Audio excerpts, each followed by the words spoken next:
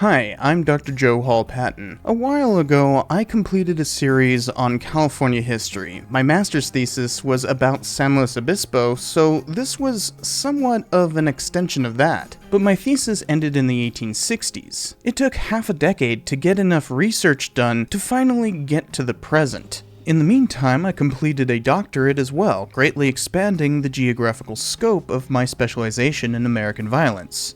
This series represents that growth as well as that of my channel overall. I began the series back when I tried to keep episodes extremely short, but lost that inhibition for the sake of better detail and nuance along the way. Early episodes were simplistic and severely lacking in notations. Plus, my writing style just wasn't that good back then, but I improved over time. Just for fun, I put it all together into this supercut. I've added some corrections in this video, but it remains the same fundamental structure. Enjoy.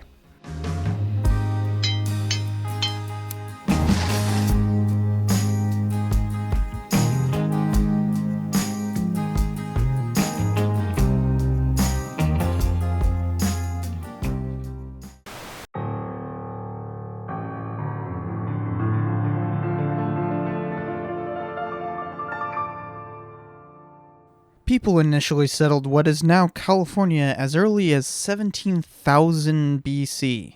By the 15th century AD, it's estimated that the American Indian population numbered from 100,000 to 700,000 people, and comprised 6 major tribal language groups. The Indians here experienced the effects of the Spanish long before the Spanish came. Due to trade and disease transmission, the population was already in flux by the time the Spanish began to settle California in the late 18th century. There were several early attempts at European exploration. First came Francisco de Ulloa, who explored as far north as the mouth of the Colorado River in 1539. This was at the personal expense of Hernán Cortés, who wanted to know about the west coast of Mexico, which was then called New Spain, because he had recently conquered the territory from the Aztecs. Ulloa proclaimed what many believed at the time to be an island to be named California, before promptly being stabbed to death and his ship set adrift. He never made it to the current state's border. Baja California was discovered, but its higher brother, for which the state now resides, had yet to be contacted by the Spanish. Baja means low, and the state of California was originally called Alta California. Alta simply means high. 3 years later, an exploratory party was led by Juan Cabrillo. Sailing a fleet of 3 ships, the fleet made it as far as modern-day Oregon. They probably didn't land on shore, only neighboring islands. They skipped over San Francisco Bay completely. After getting in a few fights with local Indians, Cabrillo got sick and died on one of the Channel Islands. I was on a replica of his flagship, the San Salvador, fairly recently, when it was anchored in Morro Bay. Funny enough, the very bay would be where the next Spanish expedition would land. This time they were part of a greater trend. The Spanish had not lost sight of California after Cabrillo. They created a group of ships in 1565 that would sail looted treasure from Manila in the Philippines to Mexico, called the Manila Galleons. They would periodically sail down the coast of California. In 1587, Pedro de Unamuno made landfall in Morro Bay, walked up into the valley where San Luis Obispo is now, and then retreated from a group of Chumash who attacked the party.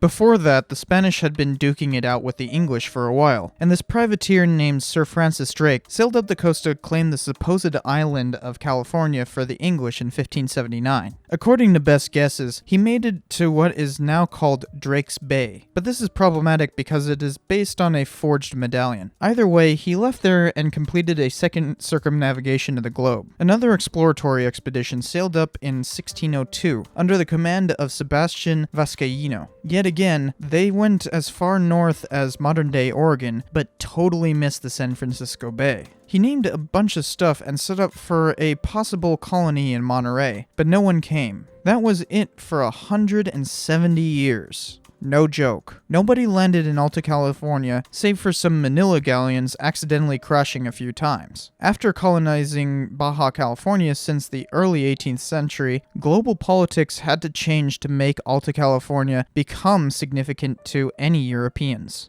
By the late 18th century, the world had changed substantially. The Spanish had stopped expanding, and their empire in the New World was encroached upon by the French, English, and in California's vicinity, the Russians. Russia especially was beginning to expand down the Pacific coast, making it as far as modern-day Washington in the mid-18th century. Plus, the 7 Years' War, referred to as the French and Indian War here in the States, had cost the Spanish crown tremendously. The same war had led to the taxes that caused the American Revolution in the British colonies, but Spain looked to other sources of revenue. Finally, there were local factors. The Spanish had created a system that gave Catholic missionaries power over local Indians, and that was how they had been colonizing Baja California. Well, after some fracas, the Jesuits who had been running the mission system had angered the Spanish, and the king expelled them from the empire, replacing them with Franciscans. He needed a place to focus those Franciscans on, especially the more radical of them, while also maintaining his empire and starting to make some money back from the war. It was time to conquer California. The last conquistador expedition was sent north from Baja California in 1769. A long, ragged train of mules and men snaked their way along the California coast under the command of Gaspar de Portola and the monks led by Juanipero Serra. Beginning in San Diego, Serra and a few men were left behind while Portola and another monk named Juan Crespi continued northward. Portola was trying to get to Monterey. Well, they overshot it and accidentally discovered the San Francisco Bay. So they went all the way back to San Diego and then up to Monterey. They set up a presidio there once they arrived. At no point during the expedition did they come into conflict with the indigenous people in Alta California. In essence, it was the longest distance peaceful conquest in history. Of course, it would not remain peaceful. In a foreboding event for the whole of California history, while Serra's party sat in San Diego creating the foundations for a mission building, the Indians did not appreciate their territory being invaded by these weird foreigners. So they raided the Spaniards. The Spaniards defended themselves, using their firepower to try to scare the Indians away, but the Indians inflicted more casualties than they took. After claiming ownership for 2 centuries prior to ever settling anywhere in Alta California, Spain had taken it for themselves, proclaiming all of the lands and people there as their own dominion. The California mission system had been founded.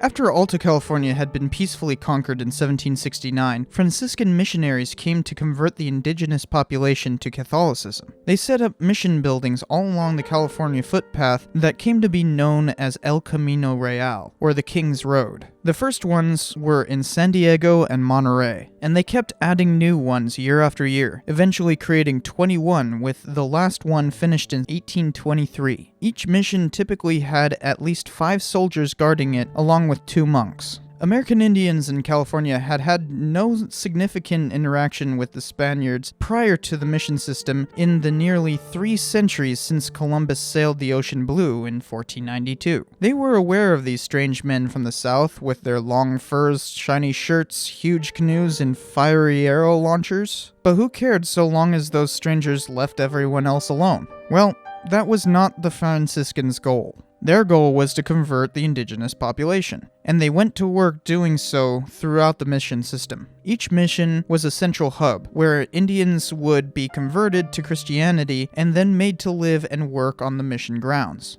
Once they converted, they had no choice in staying. Spaniards would hunt down anyone who escaped the missions, much like slave catchers on the other side of the continent. Most missions were slow to take in converts, which they called neophytes. The work that neophytes did was seen by the missionaries as part of their conversion. They created enough food to feed everyone in the mission system through farming, including the soldiers who guarded them. Eventually, the missions began to branch out from just farming, starting with wine in 1779. Then came ranching a decade later, and even orchard keeping in 1804. By 1838, when the mission system was brought to an end, the missions were extremely prosperous. For instance, collectively, all 21 missions had over 150,000 heads of cattle.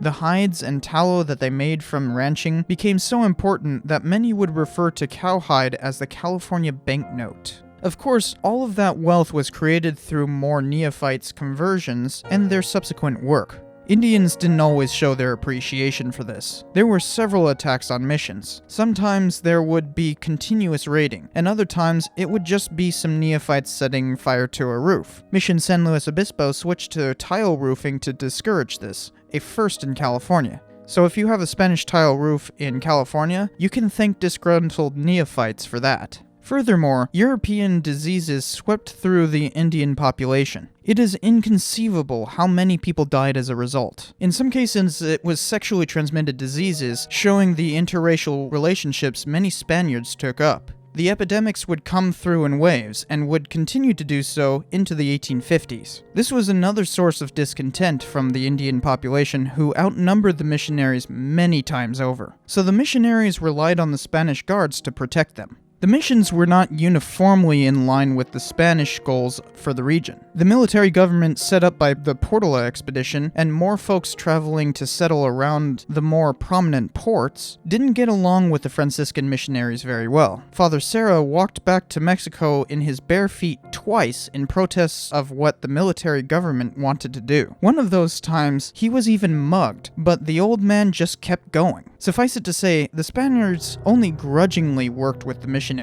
Spaniards were settling Alta California. Populations began to grow around San Diego, Los Angeles, Santa Barbara, Monterey, and Yerba Buena, which would later be called San Francisco. They didn't like the missions and their influence. When Mexican independence finally came in 1821, they made it their priority to get rid of the system, and they had a huge reason to do so. In 1818, during the Mexican War of Independence, Alta California saw its only conflict during the entire war. A buccaneer fleet loosely aligned with the Mexicans, under the command of a corsair named Hippolyte Bouchard, raided Monterey, the capital of the Spanish colony of Alta California. Monterey was forewarned by a lookout, so they got away beforehand. The raid didn't yield good results, so Bouchard continued southward, hitting places like Santa Barbara and San Diego. Local missionaries did their part to stop these raids. They pulled neophytes from their congregations to join in the fighting. Some Franciscans even led armed neophytes. After the war was over, Spain gave Alta California to Mexico peacefully. The local people were then Mexicans themselves, that we will call Californios. Despite the missionaries fighting for California, they were technically fighting against Mexico. Many missionaries were vocally opposed to Mexican rule. Another incident increased the Californios' distaste for the system. The Chumash on the central coast of Alta California went into full revolt in 1824. There was full-on warfare, with the outnumbered Californios losing several battles. These fights were mostly against the Californios, not the missionaries, some of whom were even given shelter among the Chumash who were revolting. After the tumult, it was clear what had to be done. The mission system had to go. The Mexican government began a process of removing the privileges of the missions called secularization. They granted mission lands to Californios and released the neophytes from bondage. That is not to say the Indians of California were freed. No, instead they were simply expected to work for the Californios, who were granted massive land ownership and profited from the secularization. By 1838, the process was complete. Many of the old missions themselves were privately owned. All of them fell into disrepair. The mission era had come to an end, but it had ushered in the next.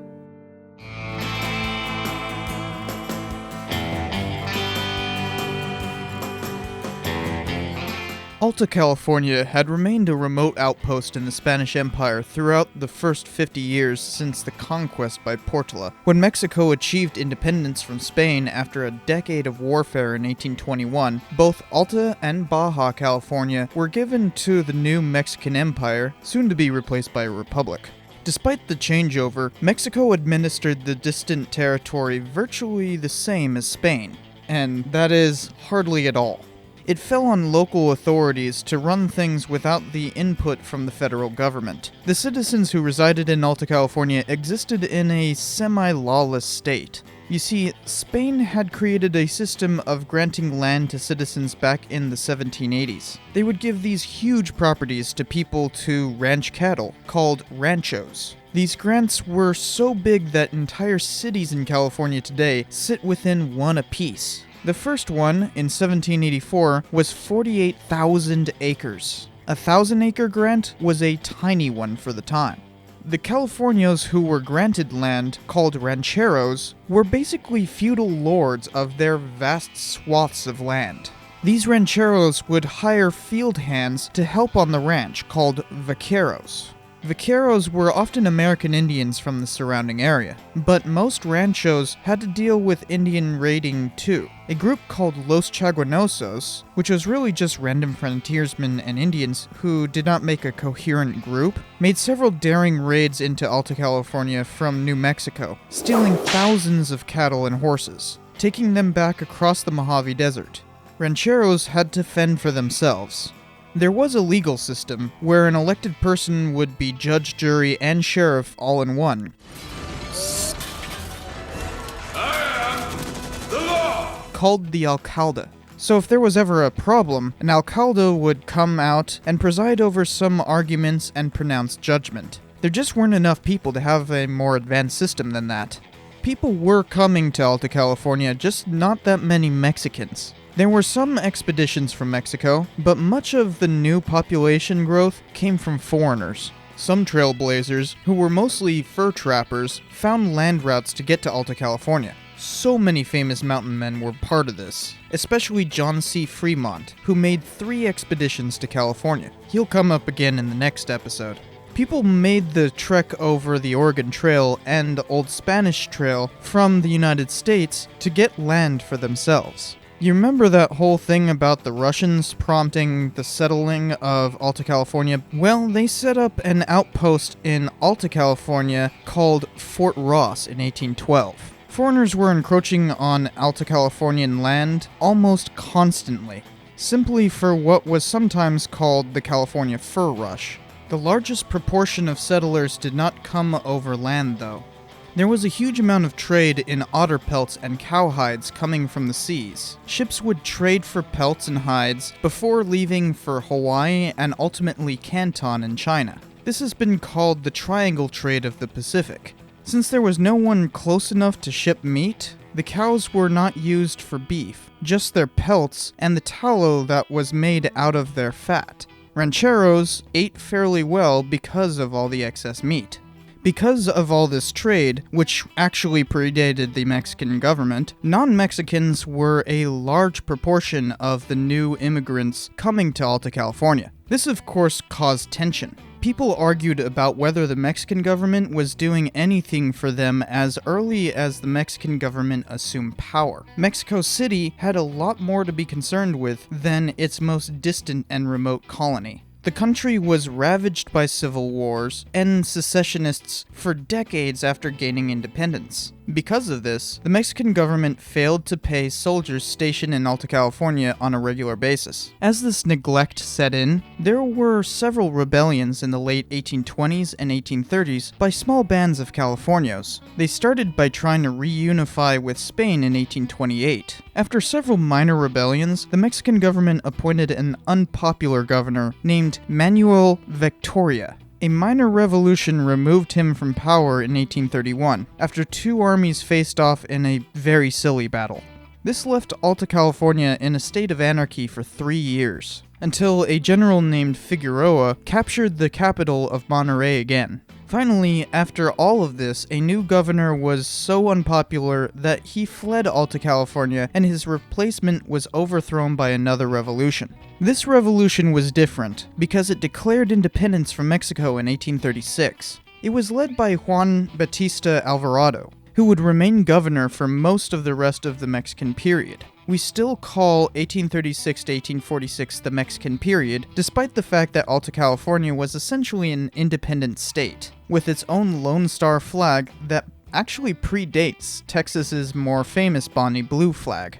The Mexican government obviously didn't want Alta California to secede. First, they appointed a new governor named Carlos Antonio Carrillo. After a brief amount of fighting, they came to a settlement and Alvarado remained governor of an autonomous California. Then came General Mitchell Torrena from Mexico, who tried to capture the state, and met some success. But when the convicted criminals that made up some of his army plundered too much of Monterrey...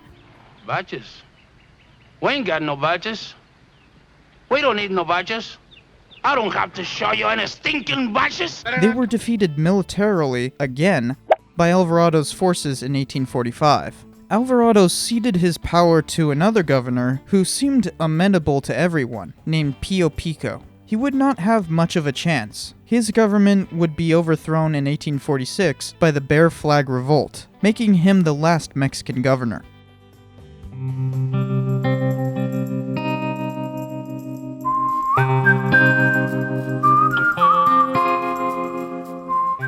There was an ever-increasing problem with foreigners coming to Mexican California. Many converted to Catholicism and became naturalized Mexican citizens, but there were a lot of foreigners who refused to naturalize. Governor Alvarado especially distrusted these people. He had a bunch of them rounded up and thrown in jail in 1840 under the suspicion of organizing a coup, which was most likely a false charge. A merchant ship disguising itself as an American naval vessel saved several of these foreigners from execution. Even though they were released with compensation, tensions were obviously on the rise. During the Mitchell-Torena War, the actual American Navy did show up. Commodore Jones thought that the US had declared war with Mexico in 1842, and so he accidentally captured California for a day, before figuring out his mistake. It was a bloodless affair, but understandably disturbed life in Alta California, and it scared the heck out of Californians who felt the need to be more repressive of foreigners in response.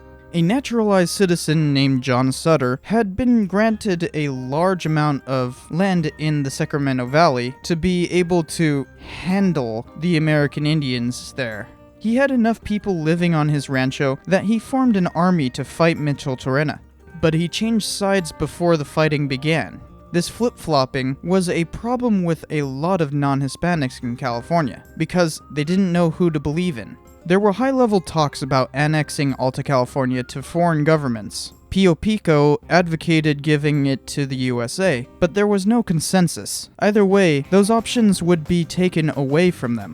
In 1846, a rumor started flying around that the Mexican government was going to send an army to stop all of this stuff and solidify California control, while kicking out all the foreigners. After all the trouble with local authorities that we've already talked about, and not being able to deal with the foreign question, it was a prime opportunity to take matters into their own hands. John C. Fremont and his third exploratory expedition just happened to be causing problems for the local government at the time of these rumors. It is not known how the decision was made, but a large contingent of foreigners decided to rebel. They took the barracks in Sonoma, raising an early version of what is now the state flag. They took the bears that were so plentiful as their symbol, they included the independent red star of Alvarado's California, and added a red stripe so it didn't look like a surrender flag. On it was the new declaration that they made to the world. These bear flaggers declared that California was now a fully independent republic in its own right. Eventually, Fremont joined the bear flaggers, supplementing their numbers enough to push through towards Monterey,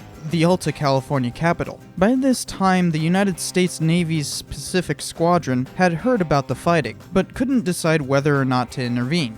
Unbeknownst to anyone on that side of the continent, a war between the US and Mexico had already started. But since no one knew about it, no one could use that as a reason to help the bear flaggers. So in July, at the suggestion of Fremont, who was a US Army colonel, Commodore Sloat decided to intervene. They found out about the Mexican-American War only a few days after the campaign in California had begun. They captured Monterey without firing a shot. But unlike what happened in 1842, this time it was because the Californians had fled to create their own army. With some sabotage tactics, the Americans were able to capture Yerba Buena without fighting. Sloat honorarily changed the name of the place to San Francisco. They unloaded as many men ashore to help begin a campaign to capture the rest of California. Fremont's expeditionaries, the Bear Flaggers, and the U.S. Navy Blue Jackets and Marines altogether would be called the Californian Battalion. The California Battalion swept southward from Monterey. They had sporadic fighting as they went. There really was only skirmishing, though. One tendency was that they'd set up a garrison to control a town after they left, and Californios would take it back because there were so few numbers to maintain it. That didn't last long, though. A company under the command of General Kearny made the arduous journey across the Mojave Desert to join a battle near San Diego. 2 battles were fought in the foothills surrounding Los Angeles, and the Treaty of Cahuenga was signed in January of 1847, ceding Alta California to the USA. The California War was too short to get many American reinforcements during the actual fighting. There was the Stevenson Regiment, sent from New York, and the Mormon Battalion, but they were really only there for the military governorship that followed. Once the treaty had been concluded, the California Battalion traveled further south, conquering all of Mexico's west coast. The Stevenson and Mormon units served in California as an occupying force until the end of the war, which came swiftly in 1848, with the signing of the Treaty of Guadalupe. By that time, California was firmly in U.S. control. The U.S. set up a military governorship which would rule all the way until 1850, when the state government took over. California wasn't a significant possession until almost perfectly after the end of the Mexican-American War, because gold was discovered that year.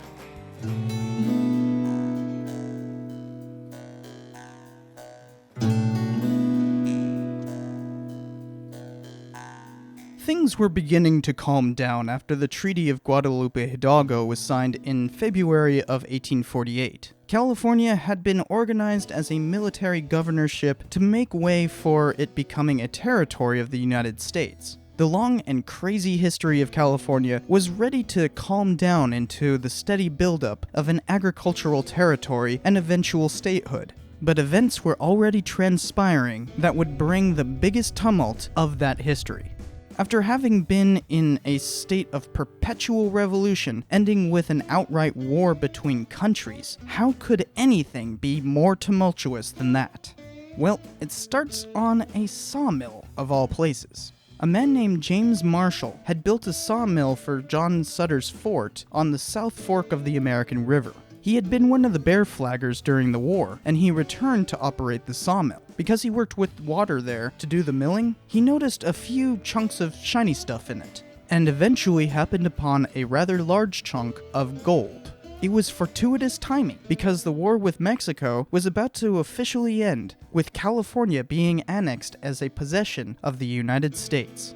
It took time for the news to reach outside. The only Californian newspaper didn't publish the discovery for months. American generals who were in charge of the territory tried to spread the news, but it took almost a year before the rest of America was aware of the discovery. In 1849, thousands of people traveled from all around the world to take advantage of the discovery. At first, they were called Argonauts, but they were eventually called 49ers because of the year that they came to California in droves to try to strike it rich. Now, before we get carried away, since many people view the gold rush as somewhat miraculous timing for the fledgling American West, I do want to point out that there had already been a very minor gold rush in Alta California back in 1842, where a prospector had discovered gold near a tree he had been napping under. It's literally called the Tree of the Golden Dream now. But because of the way that the Mexican land grant system worked and the lack of publishing at that time, it was a very limited rush. Although it was still being worked by a few in 1847, when Sutter and Marshall possibly traveled through there on their way back from the California War, since they had both been bear flaggers. 1849 began a population explosion. In little over a year, the population of California multiplied at almost 10 times. Just imagine the craziness such an expansion brings along with it. Some people came by land across the United States or from elsewhere, but the vast majority came by ship. Despite having to go all the way around South America at that point in time, it was still faster and often cheaper to go by ship. Many were not American either, coming from all around the world. All of them brought the baggage of historical context along for the ride. So California became a crazy place during the gold rush, especially since it was so far away from the federal government. These Argonauts scoured the gold fields of the Sierra Nevadas for gold. Initially, they simply panned for gold. They were hardly digging anything, mostly trying to get what they could from the banks of rivers, streams, and creeks. This is called placer mining, and it continued for over a year until the prospects of such mining were diminishing. But they weren't done using natural waterways. Instead, they used pressurized water to blast rocks and put the stream of debris through rockers, just as they had while they were placer mining. This hydraulic mining would leave tailings of debris and utterly destroy the environment. But it was highly effective at eking out every ounce of gold possible. It was a truly industrial process. By the mid-1850s, mining was essentially a corporate effort, no longer the realm of prospectors, though there would be periodic rushes for other minerals and different Californian gold fields. Before it was corporatized, the onslaught of prospectors and people trying to make money off of those prospectors made California a wild place, so government tried to rein it in. California's military governorship struggled to maintain control. It was essentially direct federal control, but a message from the federal government took more than a month to be received. By 1849, for the first and only time in American history, an American general ordered the creation of a state government. Local leaders from across California formed a constituent assembly in late 1849 and drafted a constitution. Now keep in mind, they were doing this before the federal Congress had even heard what was going on. So all of it was of their own accord. In that state constitution, it stated that California would not be a slave state.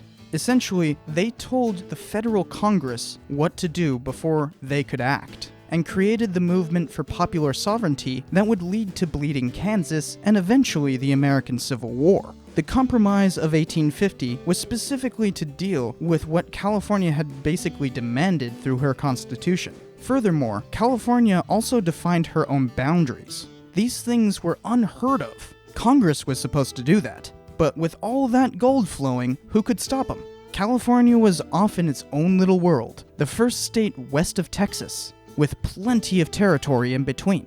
It was quicker to go to China in those days than to receive word from the federal government. And since the military governorship was abolished with the state constitution, California was its own wild state, beyond federal reach.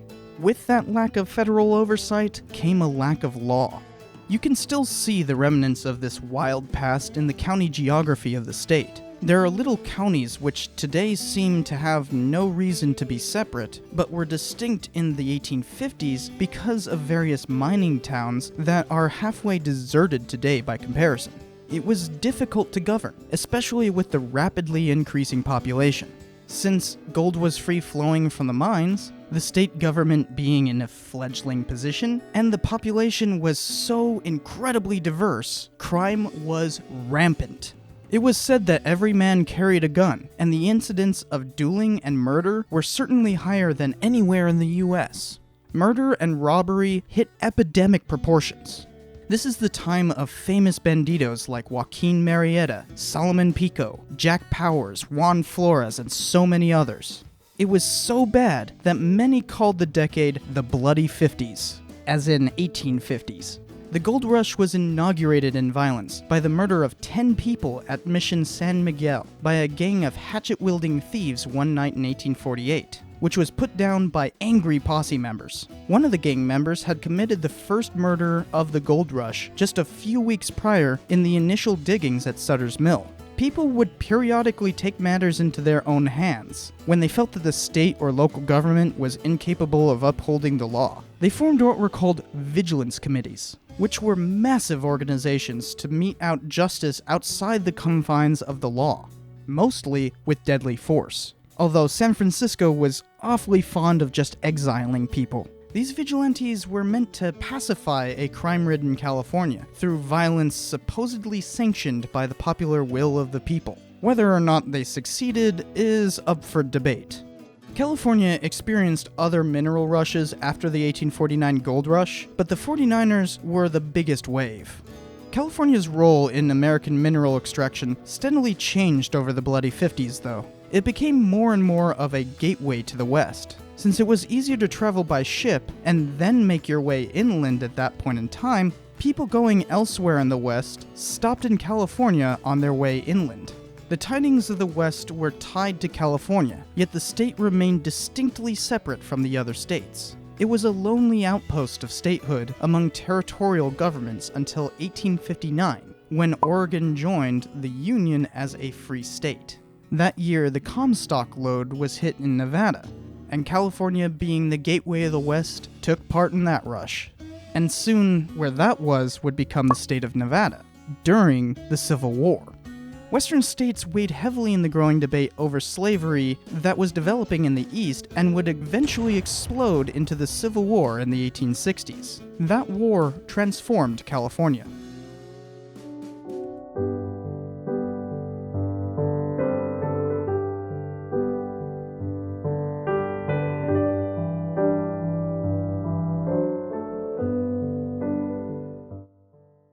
When the election of 1860 began, California was a prominent part of it. People were distinctly Republican-leaning in the West, when the rest of the nation was more divided than ever before or since. Ultimately, Lincoln won with a plurality of 40%. In other states, it was mostly because Republicans were unified while Democrats had split. But in the West, he won because Republicanism was primarily about stopping slavery from spreading westward, something that a lot of Californians could get behind.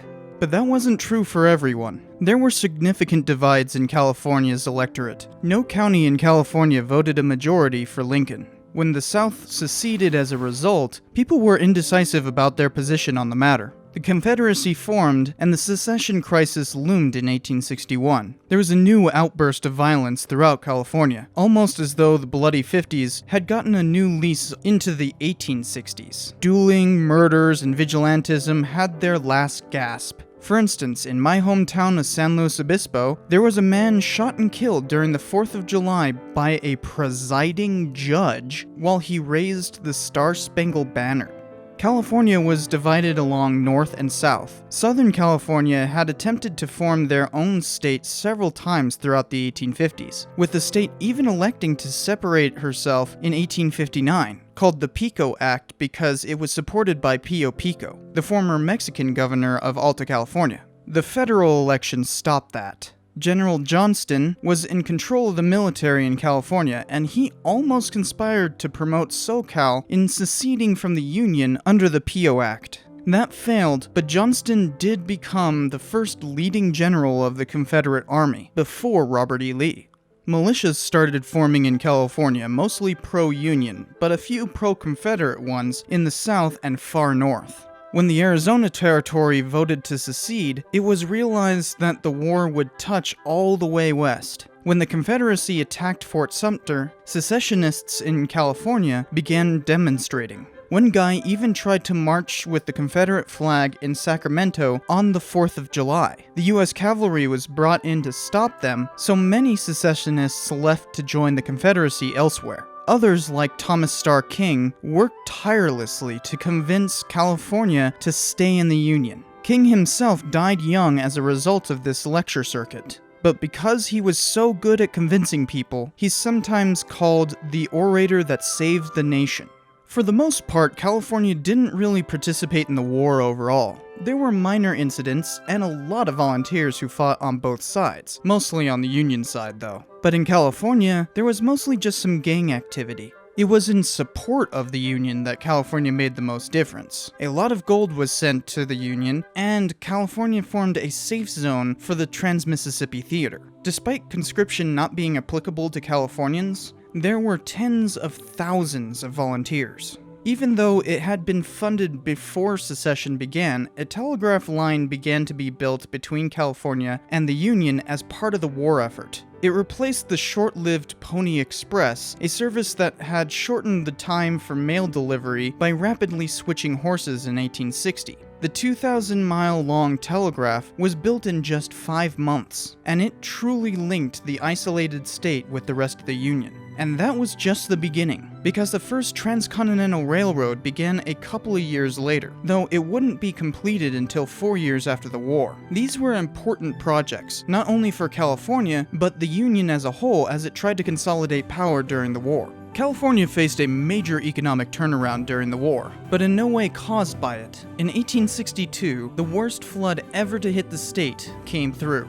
It is sometimes called an arc storm, and it managed to flood the Central Valley so badly it turned into a veritable lake. A year later, the worst drought hit, hardly raining at all. This devastated the cattle industry in California, which was still going strong until then. Some towns spoke of the hills glistening with the bleaching bones of cattle, starved due to the lack of grass. But California rebuilt. The Republican Party used the chaos of the disasters and war to solidify political power in California. For a political party that had just sprung up into existence only a few years prior, it was suddenly in charge of a good chunk of California's legislature, and even the governor was Republican. The federal government created the Union League, which was a fraternal organization that used their secret membership to coordinate political maneuvers on behalf of the Unionist cause. This resulted in California becoming thoroughly Republican by the time the war was over in 1865. Despite being one of the most anti-slavery states in the Union, having it written into the state's constitution and beginning the entire debate over popular sovereignty as a result, California was not immune to the Reconstruction that followed the Civil War. Despite being officially a free state, California had a law on the books that is often compared to slavery, but since it only affected American Indians, it is not as well known. But it was well known at the time throughout the United States and became the basis of a huge controversy that changed national history.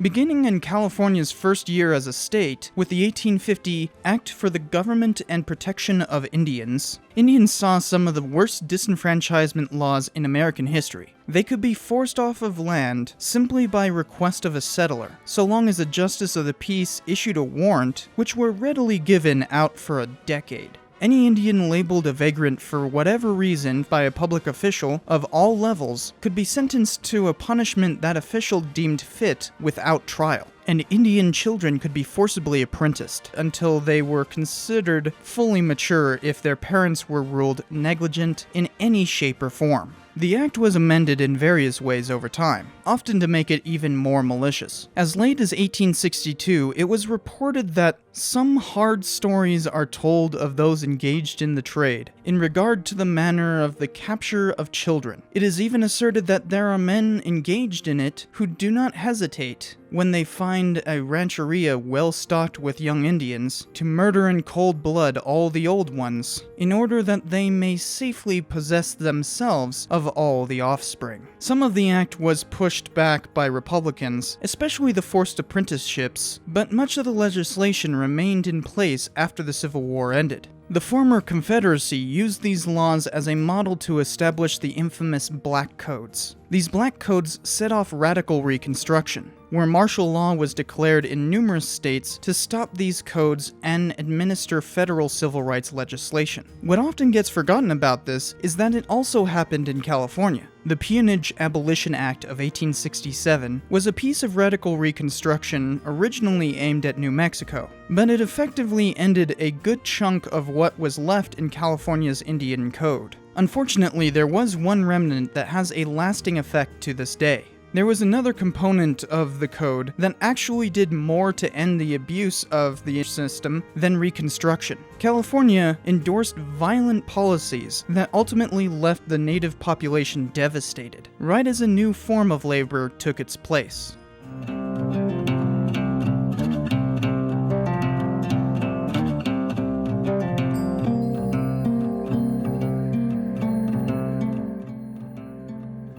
California was in a near constant state of war with American Indians since the Bear Flag days. There had even been a couple of Indian massacres related to that war. But what really set things toward a violent streak was the gold rush. As thousands upon thousands of miners and settlers poured into the gold fields, local Indians were pushed out of the way. Those in the Sierra Nevadas were ill-equipped to defend themselves from this onslaught, so they often resorted to raiding for sustenance. This unfortunately resulted in numerous wars to stop the Indian raiding. This was the main reason for the creation of state militias and fighting forces in the newly organized state of California. These militias were codified in 1850 under two acts: an act concerning volunteer or independent companies, and an act concerning the organization of the militia. This was a recipe for disaster because civilians were allowed to take up expeditions on their own and streamlined the process for militia-ordered expeditions against Indians. In 1850 alone, 2 expeditions against Indians were called by the governor, and it got worse over time. A year later, that same governor said that a war of extermination will continue to be waged between the races until the Indian race becomes extinct must be expected. While we cannot anticipate this result, but with painful regret, the inevitable destiny of the race is beyond the power or wisdom of man to avert. He wasn't wrong. Between 1850 and 1870, there were more wars against Indians than in the rest of the United States. That's quite a feat considering the worst time for Indian wars in US history was part of that time. Waves of disease, malnutrition, and mistreatment do not account for the tremendous loss of life during this period. Direct violence was a significant factor. One tribe was so thoroughly wiped out that only one man of the Yana survived into the 20th century. It became especially horrendous in Round Valley, where there were more massacres than it is possible to count. Far northern California had seen numerous massacres since the Russians had set up a post there in the early 19th century, and those massacres had continued all the way to when American hunters came across Round Valley in 1854. They proceeded to shoot into the valley for what seemed like fun to them. For over a decade afterward, settlers would massacre local Indians in horrendous numbers, often in response to some minor offense like petty theft. Because of the Indian Code, a local militia was raised in 1859, and they continued to massacre Indians until the US cavalry came in to try stopping the so-called Mendocino War. Local justices were somewhat in on the massacres, and they did nothing to stop it, even approving payments to the militiamen who actively campaigned for complete extermination. Massacres and maltreatment continued well into the 1860s. It was so bad that some recent historians have started applying the United Nations definition of genocide to it, and accurately. Unlike things like the Trail of Tears, massacres like Wounded Knee, and lopsided wars such as the Paiute War, this is a real candidate for genocide. One historian called it democratically imposed genocide. Before that, even the Orthodox historian H. Bancroft termed it the extermination of the Indians. Before the California Indian Wars, Indians made up a large proportion of the vaquero workforce that produced the main source of revenue for Alta California. By the end, Indians were difficult to find, but racialized labor remained a key part of the evolving economy of the mid to late 19th century. But other races had to carry that burden. The pre-existing California population was already fairly well-to-do, but incoming Hispanics were readily employed as laborers. This led to several race riots, including the enormous one in 1856 Los Angeles, and brought the 1855 expansion of anti-vagrancy laws against them in an act known as the Greaser Act, because it actually used that racist terminology. But because of California's influence, Hispanics were able to integrate better than other incoming minorities. All kinds of foreigners came to California during the gold rush, and in 1850, California imposed a tax on all of them. It didn't help stem the tide, and was quite invasive of any aliens in the state. One particular minority was targeted time and again with more discriminatory laws and worse social inequality. Chinese people began immigrating in the earliest days of the gold rush, but many came seeking refuge because of the Taiping Rebellion. As a result, many held loyalty to the Qing or the Hong, and would fight in gang conflicts, often egged on by Americans simply for the spectacle of it. Chinese immigrants were used as manual laborers, often working for cheaper prices and being segregated into ghettos everywhere they went. A cottage industry of powerful Chinese bosses, called padrones, controlled these laborers, often like gangs. Though the Chinese were integral to the building of numerous major works, such as the western half of the Transcontinental Railroad, Californians grew to resent them. People saw them as taking jobs away from Americans. There were increasingly discriminatory laws passed against them by California. It worsened throughout the years, and Chinese workers were targeted in racialized violence for decades. By the 1870s, Chinese must go signs could be seen all over the state. In 1875, an act to restrict Chinese immigration passed Congress, sponsored by California House member Horace Page. The greatest blow came 7 years later with the aptly named Chinese Exclusion Act, which did exactly what it says. It was reinforced in a number of ways over the years. By this time, California's boomtown days were coming to a close. Bodie would be the last gold rush in California, ending in the mid-1880s. While agriculture kept growing, as well as Hispanic labor alongside it, this was too steady to inspire a great deal of violence, though discriminatory laws did segregate many communities and anti-miscegenation laws attempted to maintain racial purity. Many municipalities had segregation laws, including their school systems. California led the country in desegregation in 1947 with the California Supreme Court ruling Mendez v. Westminster, which led to Brown v. Board of Education in 1954. Earl Warren was the California governor before becoming Chief Justice of the Supreme Court of the United States. And California had the most comprehensive anti-miscegenation laws in the US, which began in 1850 and only got worse over time. Many states followed California's example, but here too, California was a leader in ending the laws. With the 1948 decision Perez v. Sharp, the Supreme Court didn't rule on it until Loving v. Virginia in 1967. While these are incredibly discriminatory laws, they did not lead to any significant racial conflict. In fact, they were designed specifically to stop racial conflict and reinforce white hegemony. Instead, the change that brought in new violence was a new kind of mining that would bring California into the 20th century.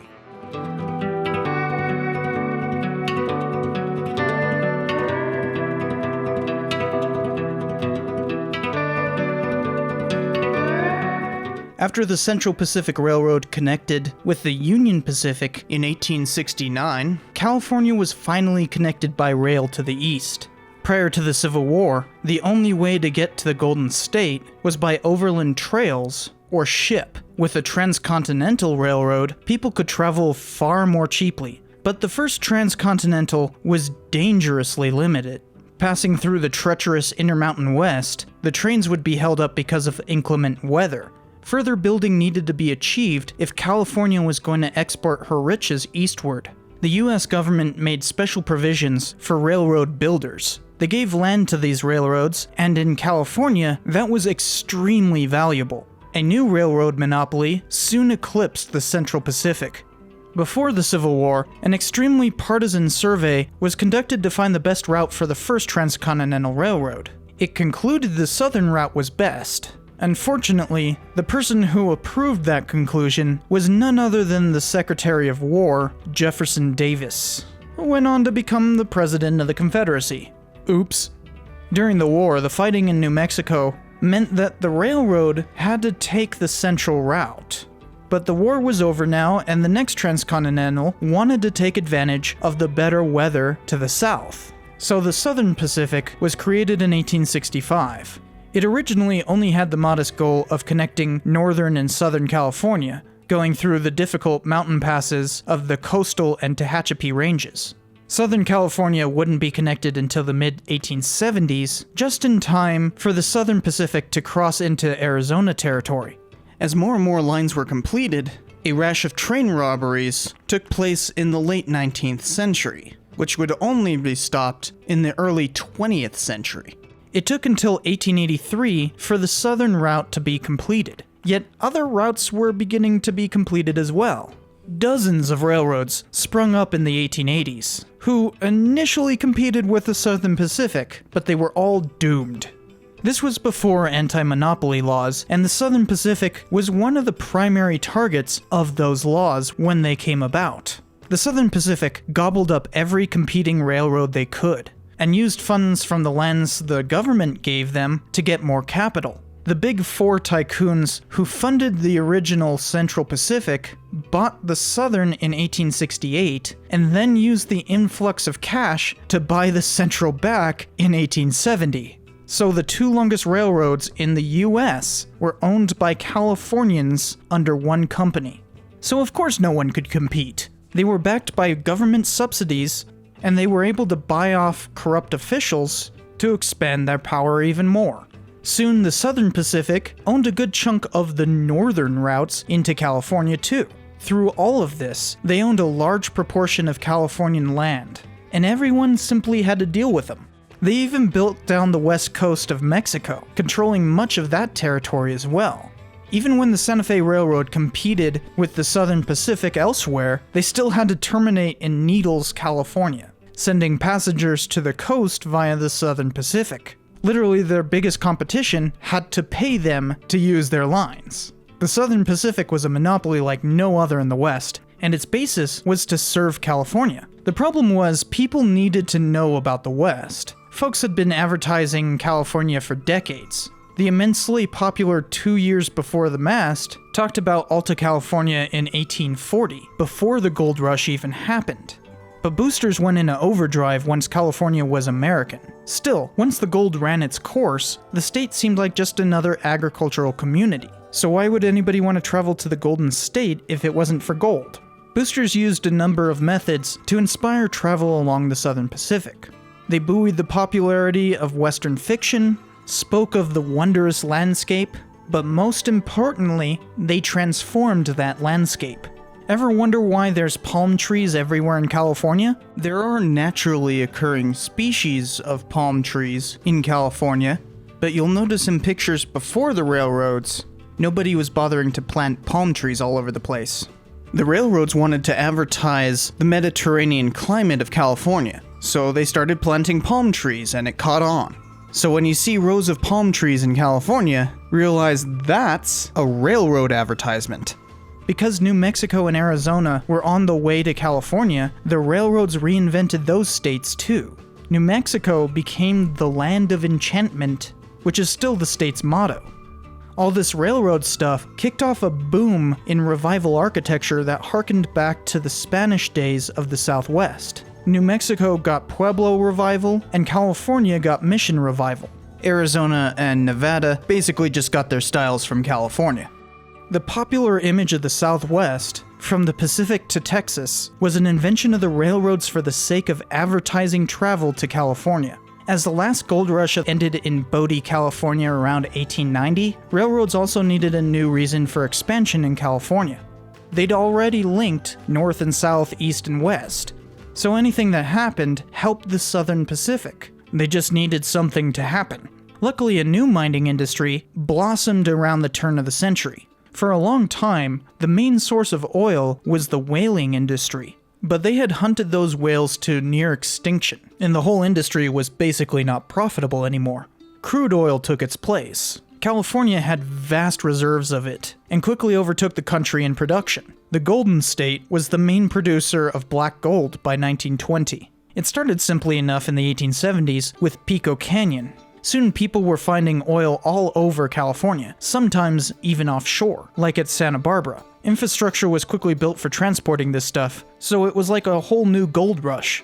My native county of San Luis Obispo has a city in it called Pismo Beach, which was the Chumash name for tar, as in oil. San Luis Obispo had its Second pier created for the rush, and still has the remnants of the old tank farm that blew up in 1926.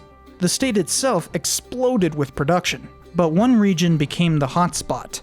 SoCal was behind NorCal population and infrastructure-wise until the 20th century. Los Angeles had actually been drilling for oil since 1857, but it was the 1892 well that set off a boom. It was so big that the LA Stock Exchange was created in 1899. People got rich quick, and many, like the affable C.C. Julian, simply kept getting away with swindle after swindle. People were trying to get rich quick off of this stuff, and all kinds of underhanded business practices were done to make a quick buck. SoCal was built on crude oil. Even more disastrous than the con artists were the environmental effects. Several of the largest oil spills in history happened in California. The Lakeview gusher in 1910 made a lake of crude for over a year. Oil tanks were constantly exploding, and minor leaks often were just left alone.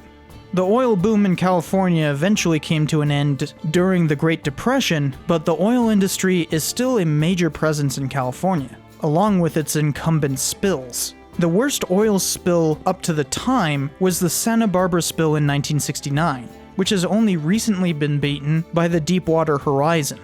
I was on the Central Coast when another oil spill happened there in 2015, which shut down the Pacific Coast Highway for a few days. So the problem of the oil industry persists, but nowadays, they're not a major factor in California's economy. There's only one pump in the Los Angeles oil field that is still operated today.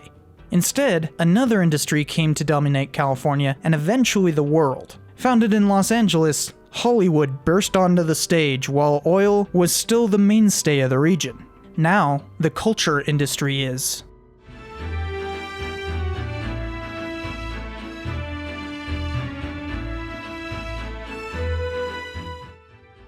While the movie industry did not begin in California, it is now centered there. Hollywood took over cinematic production, and the state thereby became the cultural capital of the United States. But somehow the industry remains very insular, a story unto itself that begins in a small New Jersey town, of all places. While there were many precursors, Thomas Edison's kinetoscope was the first commercially successful motion picture device in 1892. Along with their in-house filming technology and a studio called the Black Maria, Edison kept an iron grip on the patent for film. Soon, theaters and licensed production companies were sprouting up all over the place. Competing technology meant that Edison couldn't gain a complete monopoly, but he attempted to by merging several other companies to form the short-lived Motion Picture Patent Company in 1908. By then, one of the most popular genres of film were westerns. It made perfect sense considering that was the most popular form of fiction at the time as well.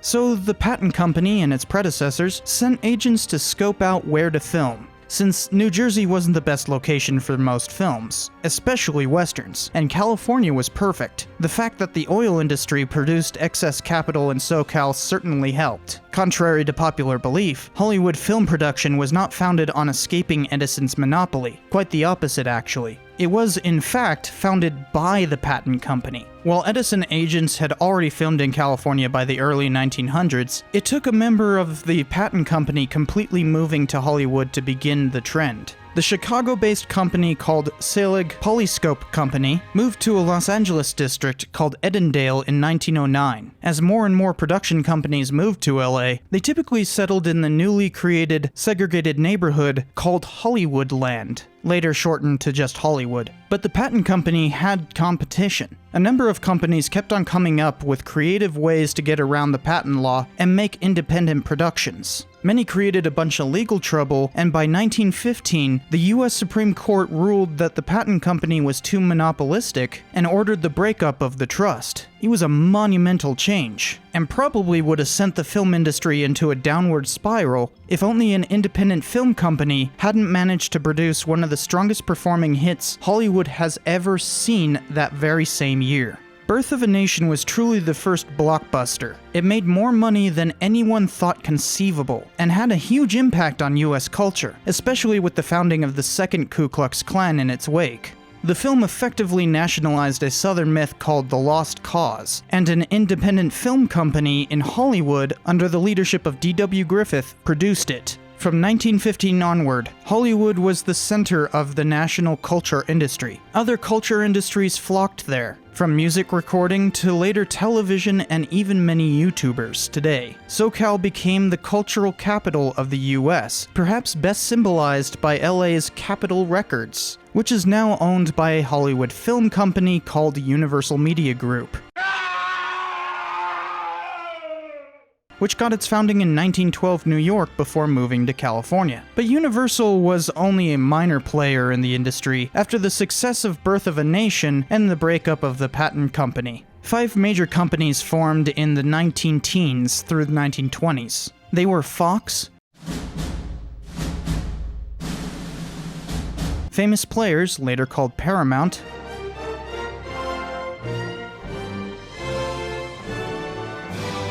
RKO, Warner Brothers,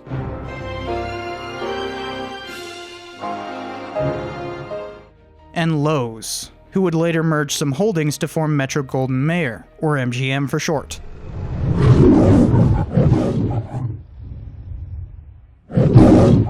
There were also two minor studios, who were Universal and Columbia.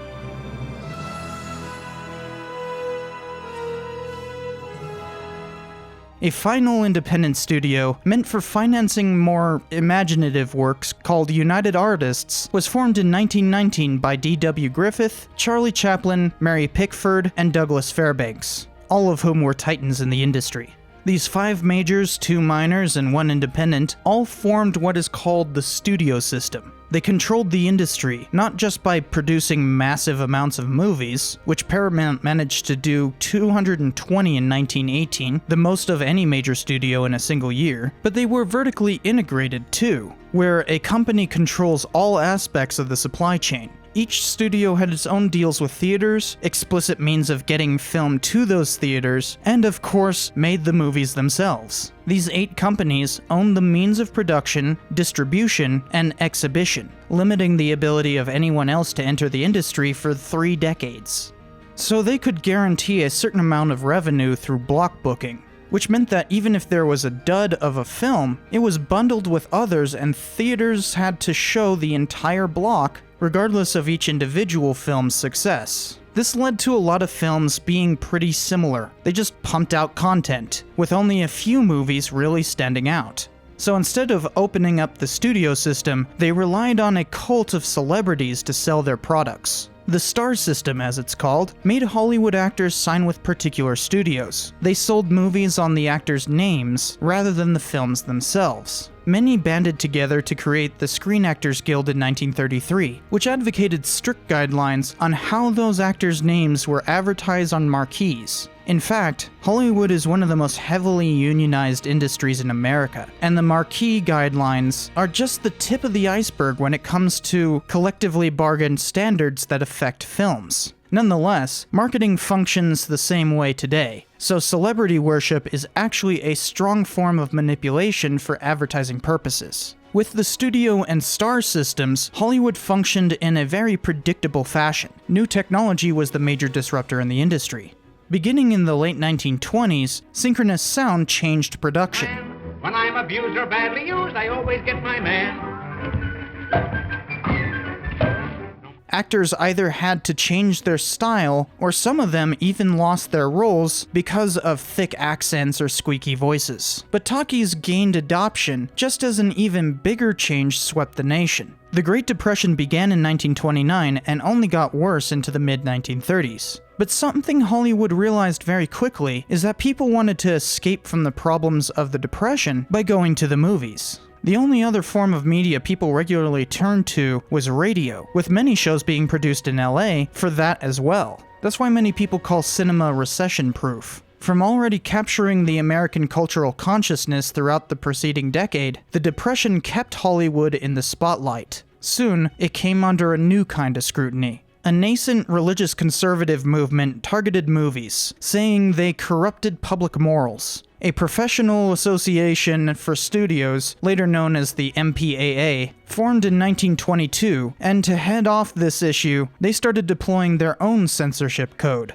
Its president was Will Hayes, so it's known by his name. But it was actually a group of people, most notably a Jesuit who imposed incredibly restrictive measures, like eliminating all homosexuality, miscegenation, or even too long of a kiss. Basically, films self-censored to avoid the possibility of federal censorship.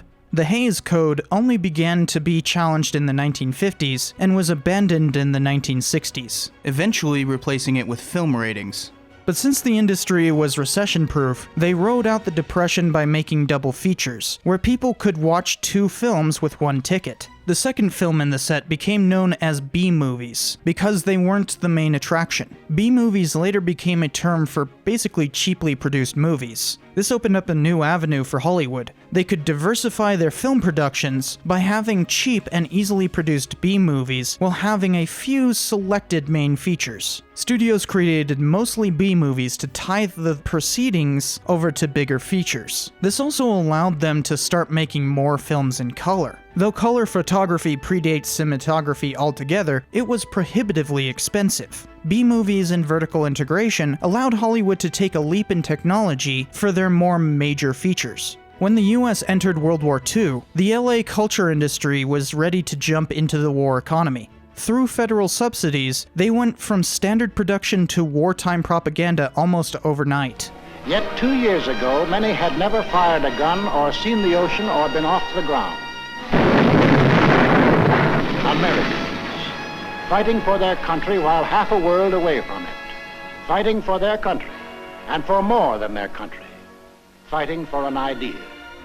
The military even worked closely with Hollywood to produce numerous films and documentaries, often under the Army's and Navy's name. Flushed with cash because of the war, afterwards Hollywood studios began taking greater and greater risks on high-budget films. The studio system was well off, and were allowing for more stylistic filmmaking. Just before the war, the Western was given a new lease on life with Stagecoach, and musicals entered Technicolor splendor the same year with The Wizard of Oz. You're off to see the wizard, the wonderful Wizard of Oz. Both Citizen Kane and Maltese Falcon released with incredible storytelling techniques and cinematography. This highly stylized filmmaking grew in power during the war, especially with some of the greatest propaganda documentaries ever made called Why We Fight. With the end of the war, Hollywood was poised to truly take advantage of their golden age. Before that could get fully underway, though, Hollywood reeled from a new catastrophe. In the 1948 decision US v. Paramount, the Supreme Court ruled that vertical integration was a form of monopoly. The studio system immediately fell apart. Studios had to stop block booking and could only control production and distribution. Exhibition was free from studio control. This allowed for many other studios to start competing at the box office. A further blow came with the Red Scare. Numerous people were blacklisted from working on Hollywood productions simply for being suspected of communism. This signified a brain drain for the industry. And yet another significant blow was the advent of television. It became commonplace in American homes in the 1950s. Even though much of TV was produced in Hollywood, that still meant more competition. Cinema turned to spectacle in response. Epics and musicals dominated production budgets. Year after year, they got tremendous returns for these risks. Some of the greatest films of all time came from this bonanza, from Red River in 1948 to Lawrence of Arabia in 1962. But this wasn't sustainable. By taking risks, if one of these ventures bombed, it could pronounce the death of a genre. That came in 1962 with Cleopatra. It actually made a huge amount of money, being one of the best-selling films of the decade, but the budget was so high that studio execs considered it a failure. They kept chugging away at the old pattern throughout the 1960s, though. Didn't matter, the writing was on the wall. Epics and musicals eventually died as they became too unwieldy to finance. That whole style of filmmaking died with them. Hollywood collapsed under its own weight. This left room for a new generation of filmmakers to arise. Throughout the late 1960s and 70s, studios became willing to finance projects from upstarts. Most were baby boomers who grew up engrossed in Hollywood's golden age. These directors could synthesize B-movies and avant-garde trends with the cultural contexts of their day. New Hollywood addressed issues like civil rights and the crisis of confidence. As the frontier myth came tumbling down due to the realization of inherent problems with it connected to civil rights and glorified violence, so too did the Western genre, leaving room for much experimentation. Before this, directors were typically seen as part of the Hollywood machine, but in New Hollywood, directors became auteurs. Throughout the 70s, the film industry was very experimental, and 3 directors would define the coming age. Steven Spielberg brought back the blockbuster with pulpy and saccharine hits like Jaws or Close Encounters of the Third Kind. Martin Scorsese showed that films could embrace this new cinematic language and still be successful, with films like Taxi Driver. And the whole industry finally found its footing again with George Lucas's 1977 movie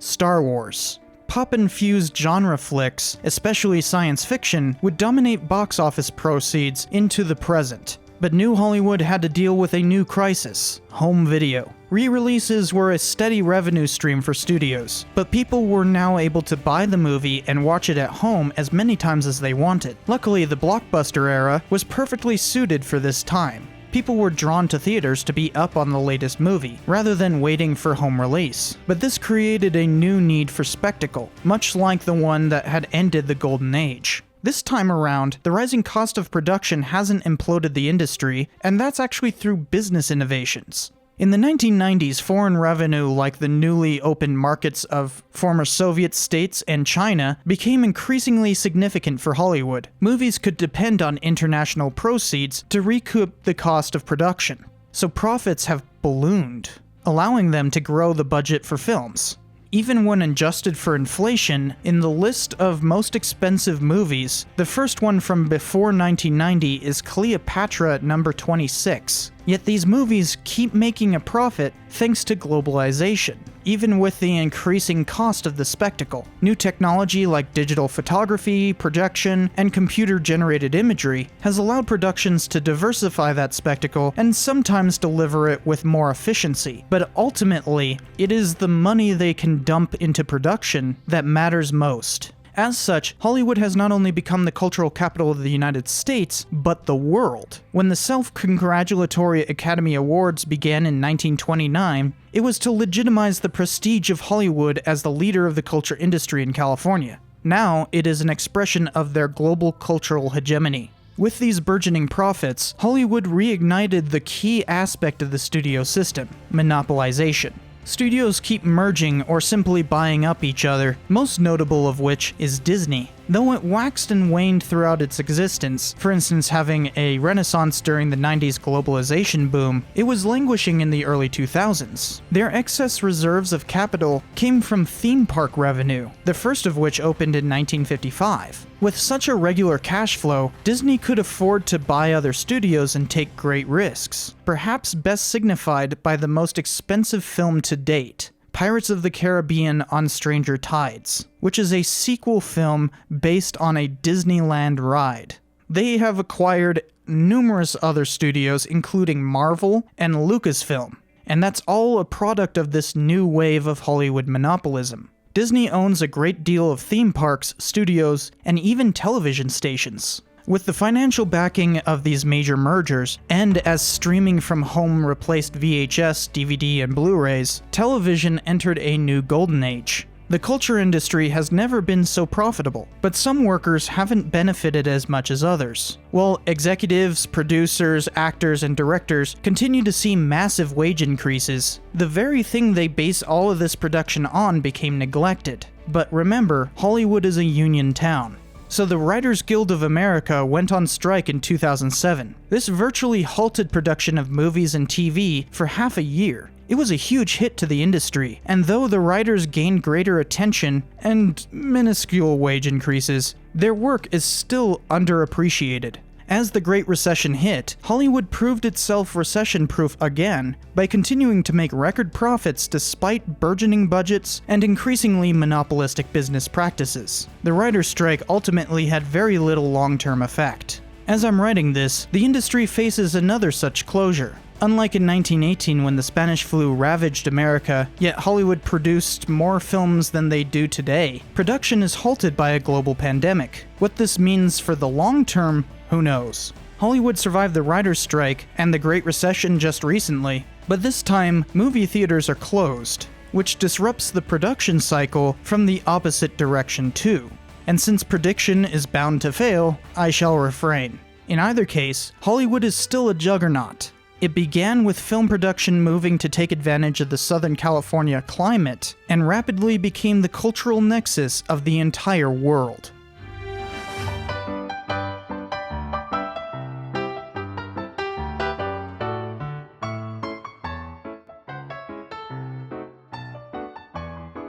From California's start as a state in 1850, she dominated the Southwest and even much of the Northwest. The compromise of that year centered on Californian statehood. Compromise of 1850. Which dictated the destiny of all the surrounding territory. Transcontinental Railroad's final destination was California. In many ways, Americans expanded eastward from there, rather than westward. Nevada, Arizona, Utah, Colorado, and New Mexico were dependent on capital flows that originated in the Golden State. Even today, California anchors the Southwest. But prior to World War II, California was essentially the hub for Eastern capital to extend wealth into the Southwest. It was more of an interior colony than a state of its own. But throughout the late 19th through mid-20th centuries, that changed. Eventually, California became an economic power to rival the East and eventually surpass it. Now, the state alone could be the 5th largest economy in the world and has 10 million more people than the closest populated state. Plus, contrary to popular belief, it's still growing with no state anywhere close to capable of challenging that prosperity. Alongside this transition, Southern California overtook the northern half, making Los Angeles the cultural capital of the United States. This was not a steady change, but one fraught with bumps and troughs, incidents and accidents, booms and busts, all of it driven by the railroad. By 1878, Californians were sick of the Southern Pacific controlling their state. Too many politicians were under their control, so a new constitutional convention met in Sacramento to create a significantly amended constitution, reaching ratification a year later. But this did nothing to curb the power of railroad interests. The Santa Fe Railroad finally gained access to Los Angeles down the Cajon Pass in 1885. This led to massive competition between the SF and SP until they got down to only $1 for travel from Chicago to LA. By 1900, LA gained 400% of her former population. Fruit growers took advantage of the empty trains going the other direction. Soon came an oil boom on top of it, so LA remained the fastest growing city in the US until World War II, only being overtaken by Albuquerque, which I have a video on that. With all these people coming to California, massive infrastructure projects had to be undertaken in order to water and power such a boom. Los Angeles used its railroad access to control resources and absorb neighboring cities. To stop this onslaught, fruit growers in the southern part of LA County banded together to create Orange County in 1889. My great-great-grandfather was one of the signatories, but most people were unable to escape LA's insatiable demands. They used so much of their water that the once overwhelming LA River, which often overflowed its banks, is now nothing but a trickle down a concrete wash. They turned to resources outside their valley, looking far north to the Owens Valley. After much legal conniving and wrangling, they finished an aqueduct in 1913. But even that wasn't enough for the perpetually dry Southern California. The Imperial Valley was taking enough Colorado River water to concern the rest of the Southwest. So they all came together in 1922 to forge a compact governing the use of that water, giving the plurality of it to California. This also set forth the plans for regulating the Colorado, which would result in the famous dam named after the chief engineer of this plan, Herbert Hoover, who happened to be a professor at Stanford for many years and was the President of the United States when the dam began building. Los Angeles and San Diego would eventually build aqueducts across the Mojave to gain access to that water as well. But these kinds of massive infrastructure projects came at a cost, not just monetarily, but in lives and ecology. In 1905, the Colorado River canals to the Imperial Valley silted up and overflowed, dumping almost all of the water from the river into the Mojave Desert, gathering in a sink and forming a brand new lake. For a few decades, the Salton Sea was actually a good resort, but it is steadily drying up, wreaking massive ecological havoc. Same with the Owens Valley, which dried up steadily due to the LA Canal, with a secondary one being built in 1972. Even Yosemite, a state park created in 1890 and being put under the National Park Service in 1916, wasn't impervious to this onslaught. On its border was another valley called the Hetch Hetchy, which was also renowned for its beauty. But a 1923 dam filled the valley up as a reservoir for San Francisco. One of these water projects ended in one of the worst failures in American history. A dam finished in 1926 to make another reservoir for Los Angeles burst a couple years after completion. It deluged what is now Santa Clarita in a torrent that took 411 lives. William Mulholland, who'd engineered so much of LA's waterworks, resigned in disgrace since he'd inspected the dam only 12 hours prior. It was completely preventable, but the worst Californian disaster of the early 20th century was not. In 1906, a massive earthquake struck the San Francisco area. Around 3,000 Californians perished in the devastation. To make matters worse, firefighters trying to stop a fire from spreading through the wreckage set off dynamite to destroy a few buildings, but ended up making matters worse. Despite all the water mains bursting and flooding the streets, the city was on fire. The conflagration makes it impossible to know how many died, but around 80% of the city was incinerated. This secured SoCal's ascendancy. The California economy still revolves around Los Angeles. As fruit and oil flowed eastward, California used that wealth to expand its infrastructure and support systems. They'd created their first university in 1873 at Berkeley, today simply known as Cal. In 1919, they had a southern branch which became UCLA in 1927. This was the beginning of the California university system. It would go through a bunch of reforms in the 1950s, creating a tiered system with full universities called UCs, state universities called CSUs. I returned to San Luis Obispo to get my master's degree from Cal Poly, which is part of the CSU system. Sadly, I had to leave for a PhD program. But in 1960, a series of community colleges was added to this massive system. These are the most prestigious public universities in the world, which currently have 10 UCs, 23 CSUs, and 115 community colleges, along with private colleges like Stanford, which was created by California politician and railroad magnate Leland Stanford in 1885, Caltech, founded in 1891 and reorganized in 1920, the University of Southern California, or USC, in 1880, Claremont Colleges in 1926, and many more. California's higher education facilities are unrivaled, not just in the US, but in the world. It helps that the Mediterranean climate of coastal California is conducive to easy living. Even today, people flock to the beaches, making for a tourist trap, and this would help California survive the next impending disaster, as in the Great Depression. Before World War I, California was quite isolated from the national economy, but the manufacturing boom during that war brought many fledgling industries to California and connected the state to the national economy. Through the interwar years, oil, fruit, and tourism kept California's economy strong. When the Great Depression struck, the state not only rebuffed its effects, it actually kind of thrived. People sought employment in one of the few places that still had ample jobs. Once the Great Plains topsoil ripped off to form the Dust Bowl, around 300,000 people traveled from the region to California in search of the California Dream.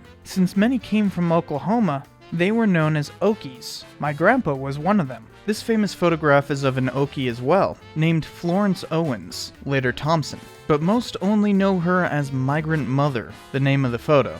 It was taken near the Dana Adobe in Nipomo, a museum I actually interned at for a semester. And oddly enough, Thompson never received any dividends for her depiction, because Dorothea Lange took the picture for a Farm Security Administration project, which was later used as New Deal propaganda, hence why it's so popular.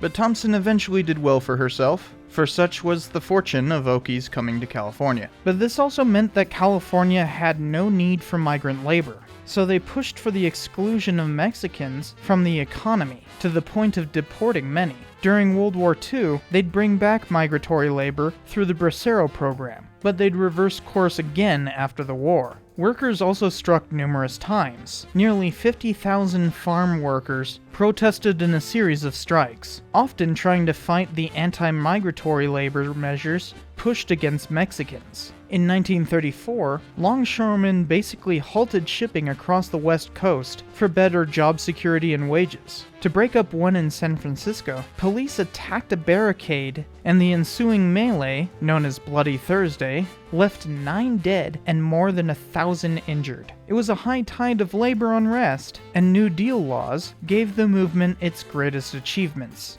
The Depression also brought a massive amount of infrastructure building. The Colorado River Compact set in motion plans to build the Hoover Dam, which broke ground in 1931, and the lake it created is still the regulatory watershed for all who use its waters, especially California. The Depression began a massive water project in the Central Valley. creating canals for hundreds of miles, numerous hydroelectric dams, and massive irrigation projects on either side, quenching the thirst of millions today. Numerous highways, bridges, and public buildings were created thanks to the New Deal during this time. This includes the Golden Gate Bridge, which finished in 1937. The infrastructure that gave the basis of California's continuing power began during the Great Depression and came to fruition during World War II. Japan attacked in December of 1941. They even bombarded the West Coast a couple of times early in 1942 and attacked or sank several American vessels just offshore. Los Angeles defended against what they thought was an attack one night, but was probably just a weather balloon. For the rest of the war, Californians sufficed without lights while traveling at night. There were some incendiary balloon attacks later in the war, but nothing else of consequence in the state. While the nation fought the Axis powers abroad, California turned inward. Japanese immigrants had faced discrimination for decades. Hatred for Chinese people eventually boiled over to other Asians. In 1913, a law blocked immigrants in California from buying land. Hate clubs were popular throughout the interwar period, but this prejudice came to a climax because of the war. President Roosevelt signed Executive Order 9066. Execute Order 66. Which required interning all Japanese, whether Issei, as in first-generation immigrants, or native citizens. Around more than 100,000 lived out the rest of the war in internment camps, most of whom came from California. Beyond the ignominy of a republic imprisoning its own citizens during a war purely on the basis of race, many Japanese Americans lost their property, leaving them destitute after the war. Despite such discrimination, they joined the US military in droves straight out of the camps, a truly inspiring record. The war effort bolstered California and guaranteed her ascendancy. She became part of what Roosevelt called the arsenal of democracy. We must be the great arsenal of democracy. The aerospace industry was particularly powerful, with Douglas, Lockheed, and numerous others headquartered there. By the 1920s, 1/3 of all national flights arrived or departed from the LA area, so it was poised to be the biggest player in a war that hinged on air superiority. Shipbuilding also took off during the war, since the San Francisco and San Diego bays are our best harbors. The Army trained up in the Mojave Desert Training Center in order to prepare for Africa. On top of all of that, California's robust higher education system became the nexus of research and development, including the Manhattan Project, which was run by many California professors, and the lab at Los Alamos, that was ultimately responsible for building the nuclear bombs, was run by Cal, which remained in control all the way until 2006, and still remains in partial control of Los Alamos Labs. The California economy was stronger than ever after the war. The military-industrial complex remained a powerful fixture for decades to come, and all the commercial developments afterward were based upon this structure. The master plan for higher education was based on the funding they got from all of this. But perhaps the biggest economic change was a new influx of population. People moved to California in droves after the war, sparking off yet another housing boom. But unlike all the previous ones, this kept going, guaranteeing continuous growth, not only surpassing New York in 1962 and becoming the most populated state, but outstripping everyone else. Even if other states kept their current growth rates, it would take a century for the next closest, as in Texas, to even catch up. Since the post-war housing boom came at a time often remembered as the golden age of capitalism, California benefited most from the most prosperous time in our nation's history. A lot of people could easily afford a car, and with the housing boom, this shaped the future. All new developments were car-centric, as in suburbs. The very shape of suburbia was dependent on this prosperity. People wanted their own white picket fenced slice of heaven, and that Mediterranean climate is unmatched anywhere in the US. To support the car culture of suburbia and connect the nation's car infrastructure for the sake of the military-industrial complex, the interstate highway system reshaped cities in favor of suburbia. highways allowed suburbs to be built further and further out, since people were willing to commute into work. The only limits were mountains, oceans, and water accessibility. Of course, suburbia came at a cost. Rapid deforestation left the hills vulnerable to mudslides, people closer to the remaining forests were vulnerable to ever-present wildfires that have only worsened, and then there was smog. It simply means smoky fog, but by the late 1950s, these events suffocated cities and often led to deaths. LA was particularly bad because the shape of the valley traps pollution. It took until the 1960s that automobiles were blamed, and only in 1975 was the catalytic converter introduced and smog seriously abated. These environmental catastrophes boded a political change in California. It was to become what many call the left coast. A counterculture is emerging, and its nucleus is in California. Many upheavals accompanied that, along with plenty of people and events to contradict the supposedly liberal status the state is famous for. But that will have to wait for the next episode. California is the most powerful state because of these changes. From the railroads, oil, and what the Great Depression and World War II created, California became the center of the military-industrial complex and the golden age of capitalism. Her population overtook New York, and Hollywood maintained cultural supremacy. It had plenty of bumps, along with many to come, but the political conflagrations of the 1960s and 70s could always be juxtaposed by how powerful California had become.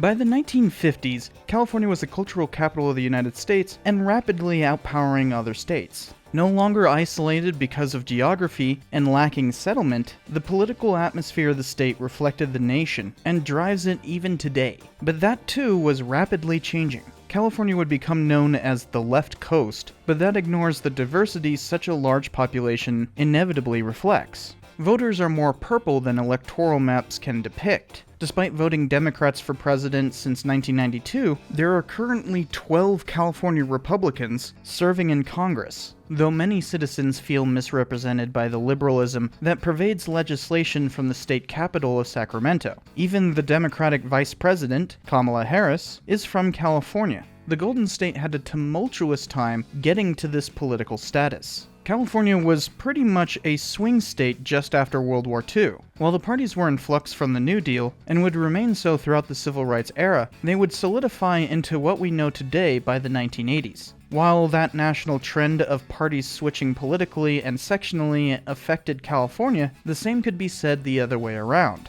The Golden State voted mostly Republican until 1932, but Democrats often held local offices. When reactionary forces went after Asian immigrants and the Second Ku Klux Klan influenced California, it was Democrats who led the hate machine. Republicans bent towards some of that, but within the state, they were mostly the party of toleration, which is why just after World War II, when California led the charge for desegregation, the governor was Republican Earl Warren. In 1947, the court ruled in Mendez v. Westminster that all schools were to desegregate within the state. Warren became Chief Justice of the U.S. Supreme Court in 1953 and promptly brought about the same ruling nationally in Brown v. Board of Education a year later. California was rapidly changing post-war as the population boomed from 7 million in 1940 to 16 in 1960 to almost 30 million in 1990. It became the focal point of America's suburbanization, but this chafed many growing up there. Beatniks in the 50s rebelled against this conformity. Some people think the beatnik is merely a bum with sunglasses, but he is more than that, though not much. Channeling this dissent and a shakeup in the state Republican Party, Democrat Pat Brown won the gubernatorial election in 1958. He was much like the New Dealer Democrats that shifted left on racial issues along with economic ones, following the lead of President Truman, but also he was influenced by Hiram Johnson, the progressive Republican governor of California and long-serving senator. Channeling Johnson's progressivism, Brown brought several key changes to California, including the 1960 Master Plan for Higher Education, which quickly made the state the forefront of colleges and universities worldwide. That same year, he oversaw the creation of the State Water Project, which redistributes water from NorCal to as far south as Riverside. He passed the 1963 Rumford Fair Housing Act, which ended racial covenants, but not all was well. California during the Progressive Era enacted the ability to bring popular measures through signatures to the general ballot. It was a form of direct democracy. Brown even lowered the required signature count, which he quickly regretted. In 1964, Proposition 14 tried to repeal the Housing Act. It passed 2-1, revealing how strongly prejudiced Californians were, despite their supposedly tolerant leadership. But the California Supreme Court overruled Proposition 14 for violating the federal constitution. Brown's second term was fairly hapless. Dissent arose quickly throughout the state. Obviously, some wanted segregation, while others thought Democrats weren't pushing hard enough for equality. A year after Prop 14, black people in the Watts neighborhood of LA read newspapers printing a salacious story of police brutality, though it turned out that it was quite drummed up. But nonetheless, the Watts neighborhood rose up in rebellion, quickly resorting to rioting. By the time that concluded, 34 lay dead. A year later, during a severely contested election, a couple college students in Oakland began a political party that would purposefully make people more afraid of black radicalism, called the Black Panther Party. LAPD reacted to the Watts riot by creating the first SWAT team, a model that would eventually spread to most police departments in the nation. They clearly got the wrong lesson and faced another riot in 1992 after officers who brutally beat Rodney King on camera were acquitted and a Korean shopkeeper received a light sentence for shooting an unarmed black teenager. 63 people died during those 6 days of pandemonium. At the same time as the Watts riot, a strike in the Delano grape fields was ramping up. Cesar Chavez led the newly created United Farm Workers and decided to march the 250 miles through the Central Valley to Sacramento to meet with Governor Brown, who refused to talk to the budding civil rights leader. Brown had lost his liberal endorsement and faced a conservative challenger. Using backlash politics, Republican Ronald Reagan defeated Brown in 1966. He employed the same fear-mongering about civil rights as the John Birch Society, which he had some close ties to. He'd fervently participated in the 1964 Goldwater campaign, which had also opposed the Civil Rights Act. Reagan made his fame as a Hollywood actor, and would use that to steadily turn the Republican Party towards conservatism. As governor, he'd target the Panthers, signing the Mulford Act, which bans open-carry firearms in California. But I would think that some of the bills that have been suggested, such as not carrying a loaded weapon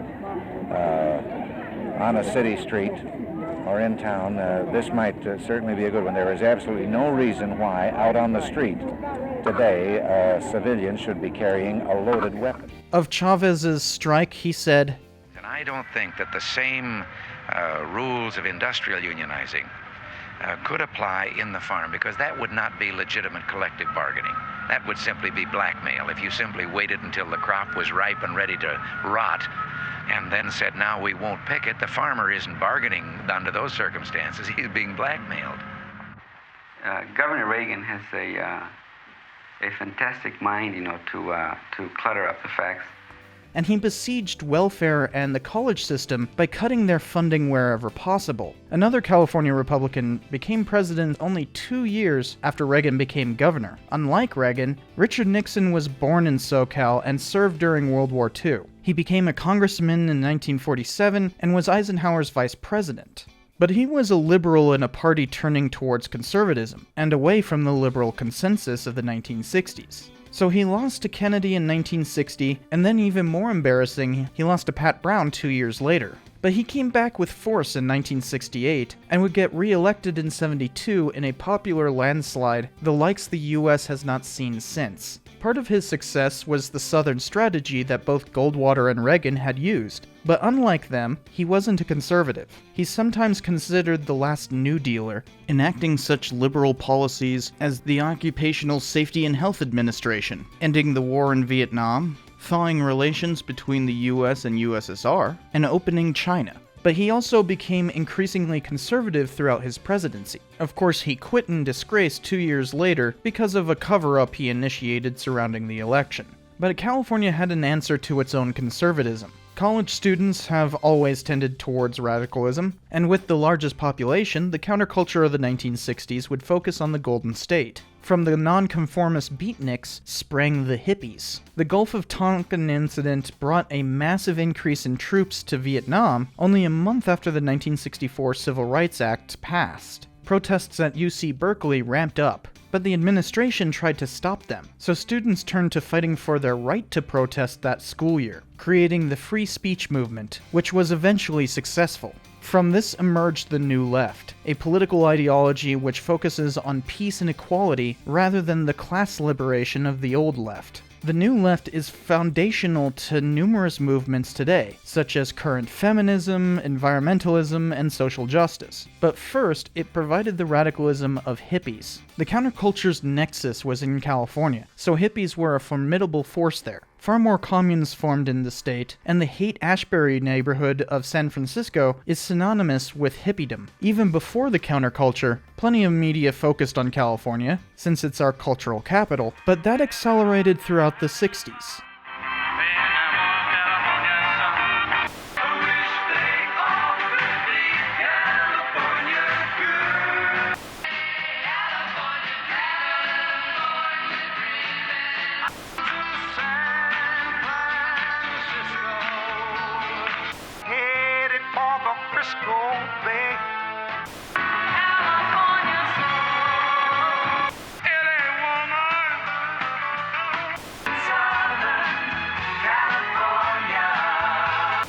Notice that those depict the very state as somehow an embodiment of opposition to conformity, despite it being the source of that very same conformity. In a very real way, this was a generational difference. The New Left had roots in the civil rights and anti-war movements, but both were minorities trying to affect the majority of Americans. So as youths aged in the countercultural atmosphere, they brought that with them as they became old enough to be politically relevant. Hippies were important, but they didn't have an immediate effect. It took a decade before a real shift happened. That harkened to an eventual left coast, but it was still a generation away. Instead, Governor Reagan and President Nixon tried to fight the counterculture in their home state. Reagan used injunctions to halt protests, and Nixon enacted the war on drugs to target hippies who not only were tolerant of drugs, but often actively encouraged their usage. The counterculture championed the free love movement because of birth control, and Timothy Leary pushed the use of LSD from within the UC system before his imprisonment. Turn on,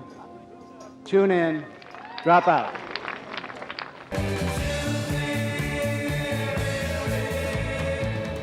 Leary's lawsuit against this ended old anti-drug laws and made Nixon declare war in the first place. America's public enemy number one in the United States is drug abuse. In order to fight and defeat this enemy, it is necessary to wage a new all-out offensive. Hilariously enough, Leary had escaped prison in San Luis Obispo and then attempted to run for governor against Reagan. What we're doing in our campaign for governor is part of this great movement, a revulsion against the old-fashioned politics. And most of these conflicts on the campus or in the ghetto are artificially created by old politicians like Reagan and Nixon who thrive on crisis.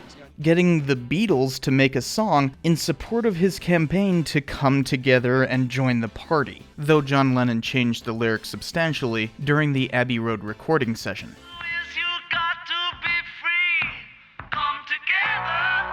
And beyond that, there was plenty of fear about youths in California. Charles Manson was a hippie cult leader who was well insinuated among cultural icons like the Beach Boys. Hoping to enact a race war, his followers killed 7 people, just in time for the Leary case to go through. Uncoincidentally, Congress enacted what Nixon needed to begin the drug war. On the other hand, Nixon was far more sympathetic to Red Power. A group of indigenous activists took over the abandoned prison island of Alcatraz in 1969. They stayed for a couple of years with Nixon's overt support. Despite Reagan's protestations, they gained an American Indian Studies department at San Francisco State and launched the American Indian movement into a series of occupations. But Nixon's influence was destroyed by the Watergate scandal. Still, Governor Reagan aspired to the White House, so he didn't run for governor in 1974. The son of Pat Brown, Jerry, won that year and was largely seen as a new left figure. I am Governor Jerry Brown. My arm smiles and never frowns. Soon I will be president. He didn't make the mistake of his father and prominently allied with Chavez. During his governorship, Proposition 6 proposed to ban gay teachers from public schools. Newly elected San Franciscan supervisor and the first openly gay officeholder in the U.S., Harvey Milk, fought tooth and nail against the hateful ballot initiative. Brown joined Milk alongside Reagan and then-President Carter, so Prop 6 died easily. But one angry resident assassinated Milk and Mayor Moscone. Despite this wanton violence, SF remained the center of LGBT liberation. Brown also actively supported environmentalist measures, which California badly needed after such disasters as the 1969 Santa Barbara oil spill, the worst ever at the time. The awareness campaign known as Earth Day began in San Francisco a year later and led to Nixon signing the Environmental Protection Act. Jerry Brown ran on implementing some of the policies they advocated, though some of his more harebrained ideas earned him the moniker Moonbeam. Otherwise, he was mostly a fiscal conservative. Neoliberalism was on the rise nationally, and Reagan would be at the center of that. He won the 1980 presidential election. His ascension is remembered as the Reagan Revolution for fully implementing the three-legged stool of the new right, which is neoliberalism, neoconservatism, and the religious right, each with its own significant consequences, especially pushing U.S. politics further rightward in general. California voted for Reagan both times and his successor once. From 1992 onward, they always go blue nationally, but that's certainly not the case locally. They voted for Republican governors much of the time, some who were startlingly conservative for the so-called left coast. Each one cut funding from numerous programs, including colleges, finally imposing regular tuition in 1981, after a century of either free tuition or low registration fees. It was at UCLA where the national controversy over school curricula erupted, which drove further defunding. Since the school board needed a history curriculum for the state, historians there created a national standard. It was never adopted over the objection of conservatives, but California remains the standard setter for textbooks, though southern states tend to go with Texan contenders. As the hippies grew up and influenced politics, a massive demographic change shaped political leanings. In 1965, the U.S. abolished the old quota system for immigration, which allowed for much more Latino migrants. Hispanics made up only 9% of the population in 1960, but became the largest ethnic group in California by 2020, with nearly 40% of the population. Hispanics tend to vote Democrat, so that has also shifted the state bluer. Some nativists attempted to push back against this shift. In 1994, Prop 187 was on the ballot, proposing to ban all illegal immigrants from public services. It passed, but a court injunction stopped it from being enforced. Republican Governor Pete Wilson pushed against this injunction, but when Democrat Gray Davis took over, he stopped the lawsuit. Davis was ill-fated though. California experienced an energy crisis in the early 2000s, and residents blamed the governor. He managed to get re-elected despite the inability to raise taxes and pay off a massive deficit. But he faced a recall election and lost. Since most Democrats didn't choose a replacement if he lost, the top Republican came in, Arnold Schwarzenegger, or euphemistically known as the Governator, for his movie role as Terminator.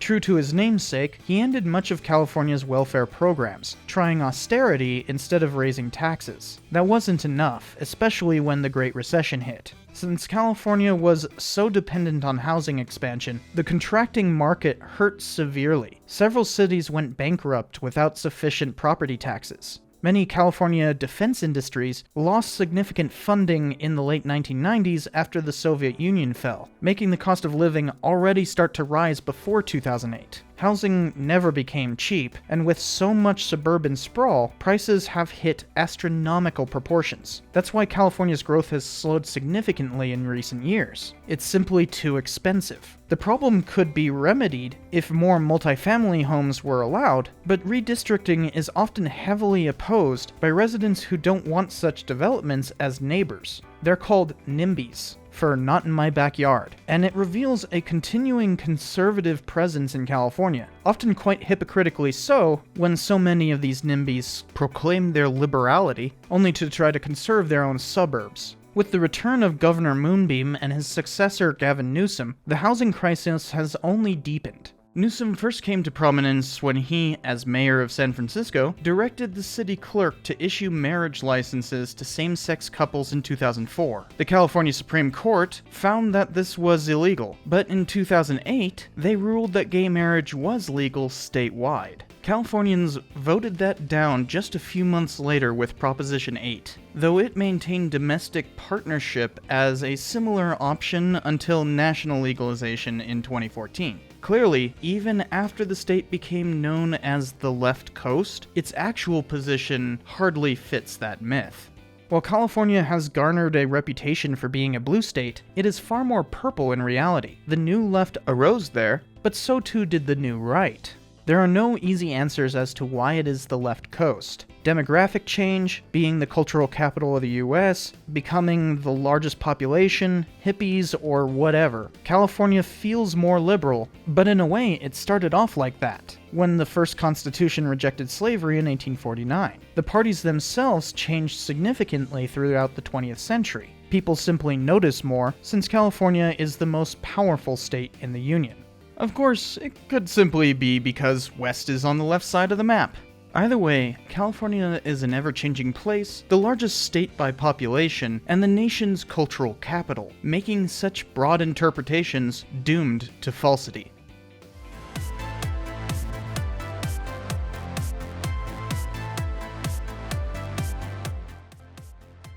Silicon Valley is not a clearly defined place. It could just be Palo Alto, or as far away as the rest of the Southern Bay Area, from Berkeley all the way around to San Francisco. The main thing is that the region is the center of the technological renaissance in microchip and internet innovation. But it hasn't always been the tech capital of the world, nor even of the United States. Indeed, at the end of World War II, the Boston area was the contender of that title because of MIT and Harvard. A few decades later, and there was no doubt as to Silicon Valley's ascension.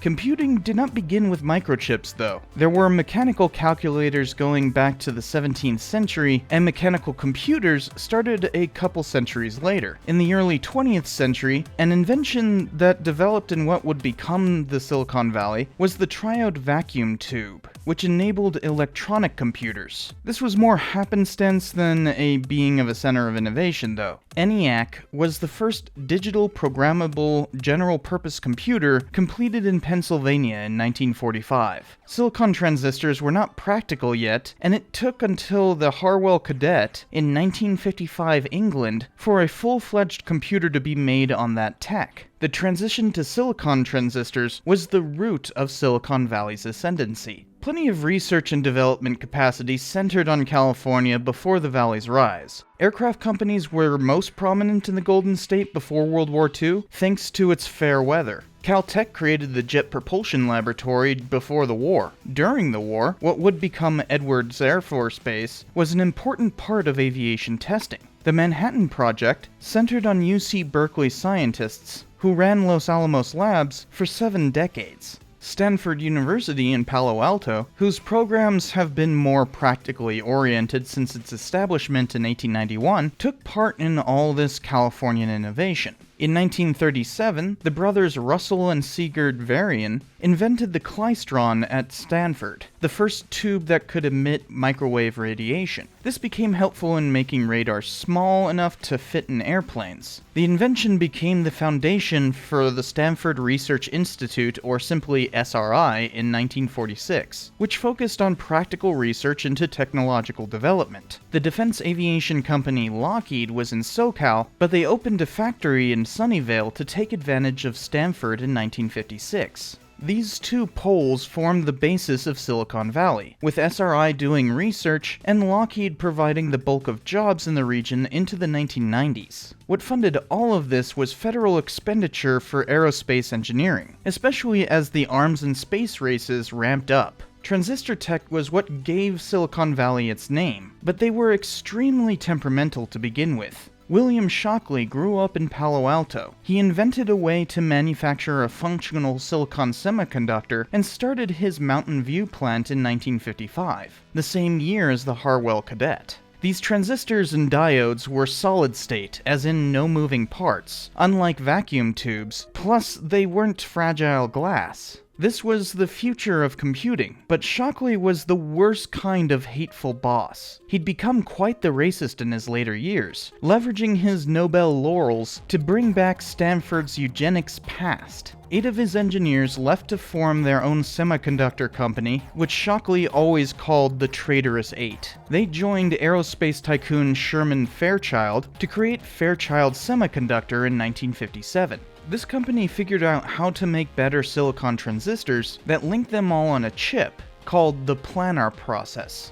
Using this process, Robert Noyce created the first integrated circuits on a single silicon wafer, the basis of all CPUs today. The biggest contracts for these chips was the government, specifically for aerospace, military, and computer equipment. Because of an underhanded way Fairchild had financed the corporation, a bunch of engineers spun off their own companies called Fairchildren. These were famous firms that we have today, such as Intel, AMD, and National Semiconductor. Intel would create the first microprocessor in 1971, making much smaller computers possible. Given how many companies formed in connection to all this, there is somewhat of a family tree to Silicon Valley corporations. The orchards of the South Bay were quickly filling up with startups. From the 1960s onward, capitalists sought out the next new venture to invest in, making venture capital an integral part of how Silicon Valley developed. The archetypal example started as a minor electrical parts company with Bill Hewitt and David Packard in their 1939 garage and were chugging away prior to all this silicon tech, making oscillators. But in 1966, they started manufacturing what was called a mini-computer with Fairchild chips, which were essentially small mainframes. From there, they branched out and continued to evolve with electronics manufacturing. As the Vietnam War heated up, the reliance on federal funding chafed many. The growing counterculture centered on San Francisco, and the rest of the Bay Area felt it. This instilled a sense of libertarianism in the electronics industry. The next generation of entrepreneurs would use all this innovation, paid for by the government, to privatize it, symbolized by the separation of SRI from Stanford in 1970 through 76. Not that Stanford stopped innovating. A joint patent between them and the UC system was for recombinant DNA. So a San Francisco company called Genentech formed to make bioengineered products with the new tech. And they manufactured bacteria-growing insulin for the first time in 1978. This was the birth of the biotech industry. The hippie ideal was best illustrated by the prevalence of local freakers and hackers. Freakers, spelled with a PH rather than an F, were people who figured out phone frequencies for payphones and used that to get free calls. At this time, hacker meant someone who would hack together their own computer. An example of this was the gaming culture surrounding university computers. Students used the power of their mainframes to play games. A popular one was Space War, which came out in 1962. A duo named Nolan Bushnell and Ted Dabney tried to bring a simplified version of this game to arcades. Their newly formed company, called Atari, made Computer Space in 1971, though it only used hacked television circuits rather than a computer. But it wasn't popular at first. They operated on a shoestring budget, but pushed forward with a different arcade game by hiring Al Alcorn to build it. Another Bay Area company made their own games before that could happen, though. In 1972, San Francisco radio company Magnavox brought gaming to television. They'd been trying to compete with their local rival Ampex, who'd created the first commercially viable audio tape and videotape recording tech. Magnavox brought a simple interactive device that had been in the works since 1966 out in '72. The Odyssey was the first game console, but Magnavox was now competing with Atari instead of Ampex. Sneakily, Bushnell had ripped off one of the Odyssey's games, which was in turn based on a 1958 game called Tennis for Two.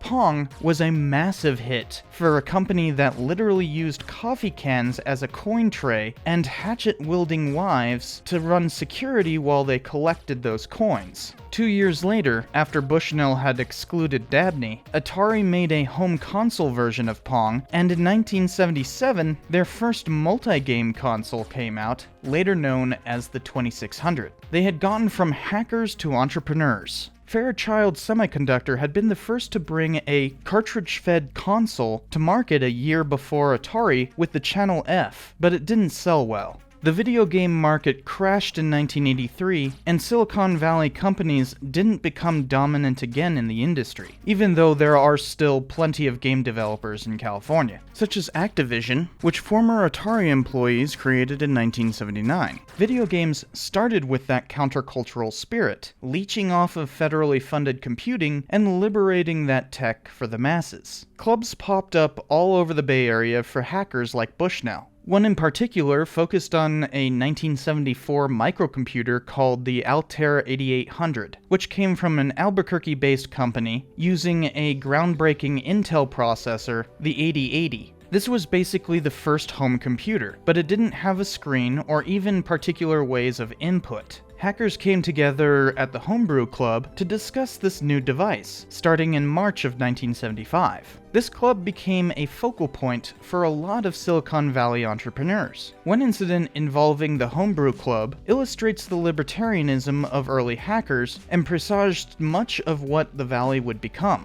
They were copying the basic programming code for the Altair without paying the new company in Albuquerque that made it, called Microsoft. One of its founders, Bill Gates, sent a letter complaining about the piracy, but they kept making copies of the software anyways. Gates wanted to lock down software development, while hackers preferred to have plenty of people working on innovation. These mindsets were memorably termed the cathedral versus the bazaar.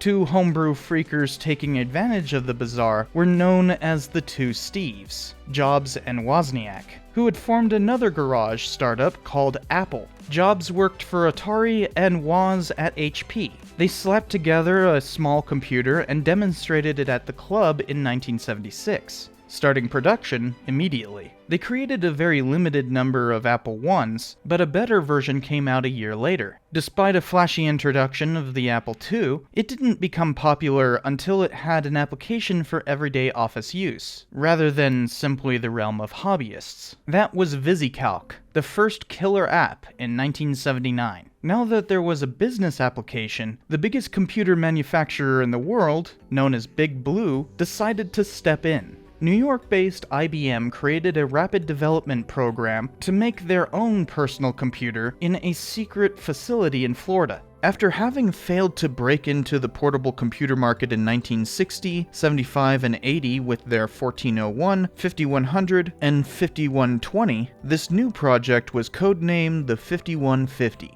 They approached Microsoft to port their BASIC to PC. The most popular operating system at the time was CP/M, programmed in Monterey, California. IBM sought to license it, but were put off by the loose business practices of CP/M creator Gary Kildall. Taking a page from the very thing Gates famously denounced just a few years prior, Microsoft made their own OS using CP/M code, called MS-DOS. The IBM PC released in August of 1981, using the Intel 8088. So it still used Silicon Valley tech, but companies like Apple felt edged out of the marketplace, even putting up a pirate flag over their headquarters. Within a year, other computer companies were nipping away at Big Blue's dominance. Compaq created the first IBM-compatible PC, and a slew of others followed. Companies like Apple instead focused on making more usable computers. There had long been a vision of what computing could be. Government funding in 1963 created the Augmentation Research Center at SRI, ran by Douglas Engelbart. he experimented with ways to make computers more accessible, such as inventing the mouse, graphic user interface, or GUI, peer-to-peer networking, and many more.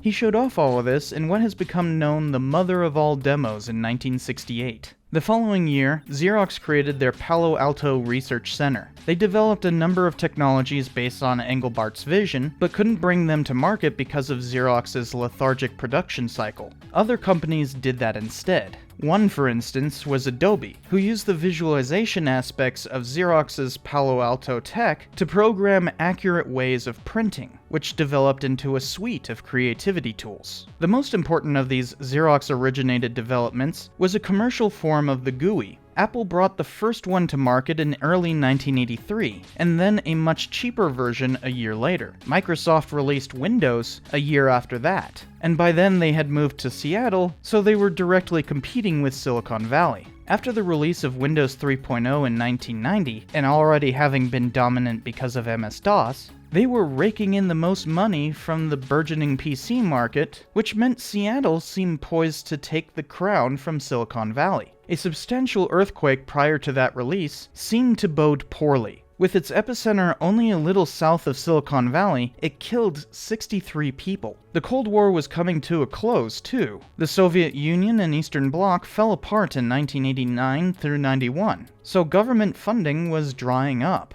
At the same time, politicians were realizing the need to keep the tech sector going strong. Some were known as Atari Democrats, but there were prominent Republicans like Newt Gingrich pushing for tax breaks and subsidies to tech companies, which eventually led to the 1992 passage of the Scientific and Advanced Technology Act, doing exactly what Atari Democrats wanted. Later on that year, an Atari Democrat was elected to the White House. Silicon Valley started with dependence on federal funding, and their libertarianism made them pretend to be independent, despite ongoing government support through privatization. They used this individualism myth to resist unionization efforts while still maintaining government favoritism.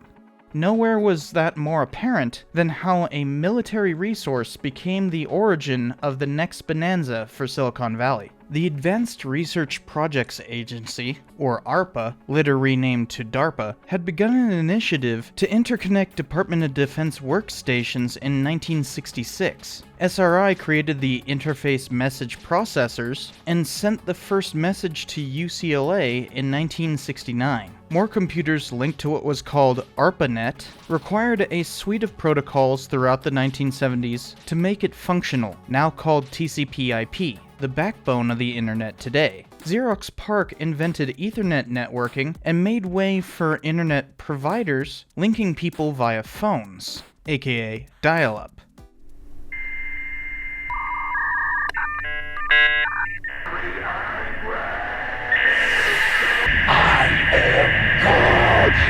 The military part of ARPANET broke off in 1983, and the National Science Foundation set up their own network that allowed for switching domain names in 1986. By 1990, several other networks and exchanges had popped up. That year, a team at CERN, under Tim Berners-Lee, invented the World Wide Web, a way to display information from these interconnects. Users simply needed a way to browse websites with a single application. CERN developed the first web browser, but it wasn't popular. The National Center for Supercomputing Applications developed Mosaic in 1993, which became the basis of a proprietary browser that was commercially successful by 1995.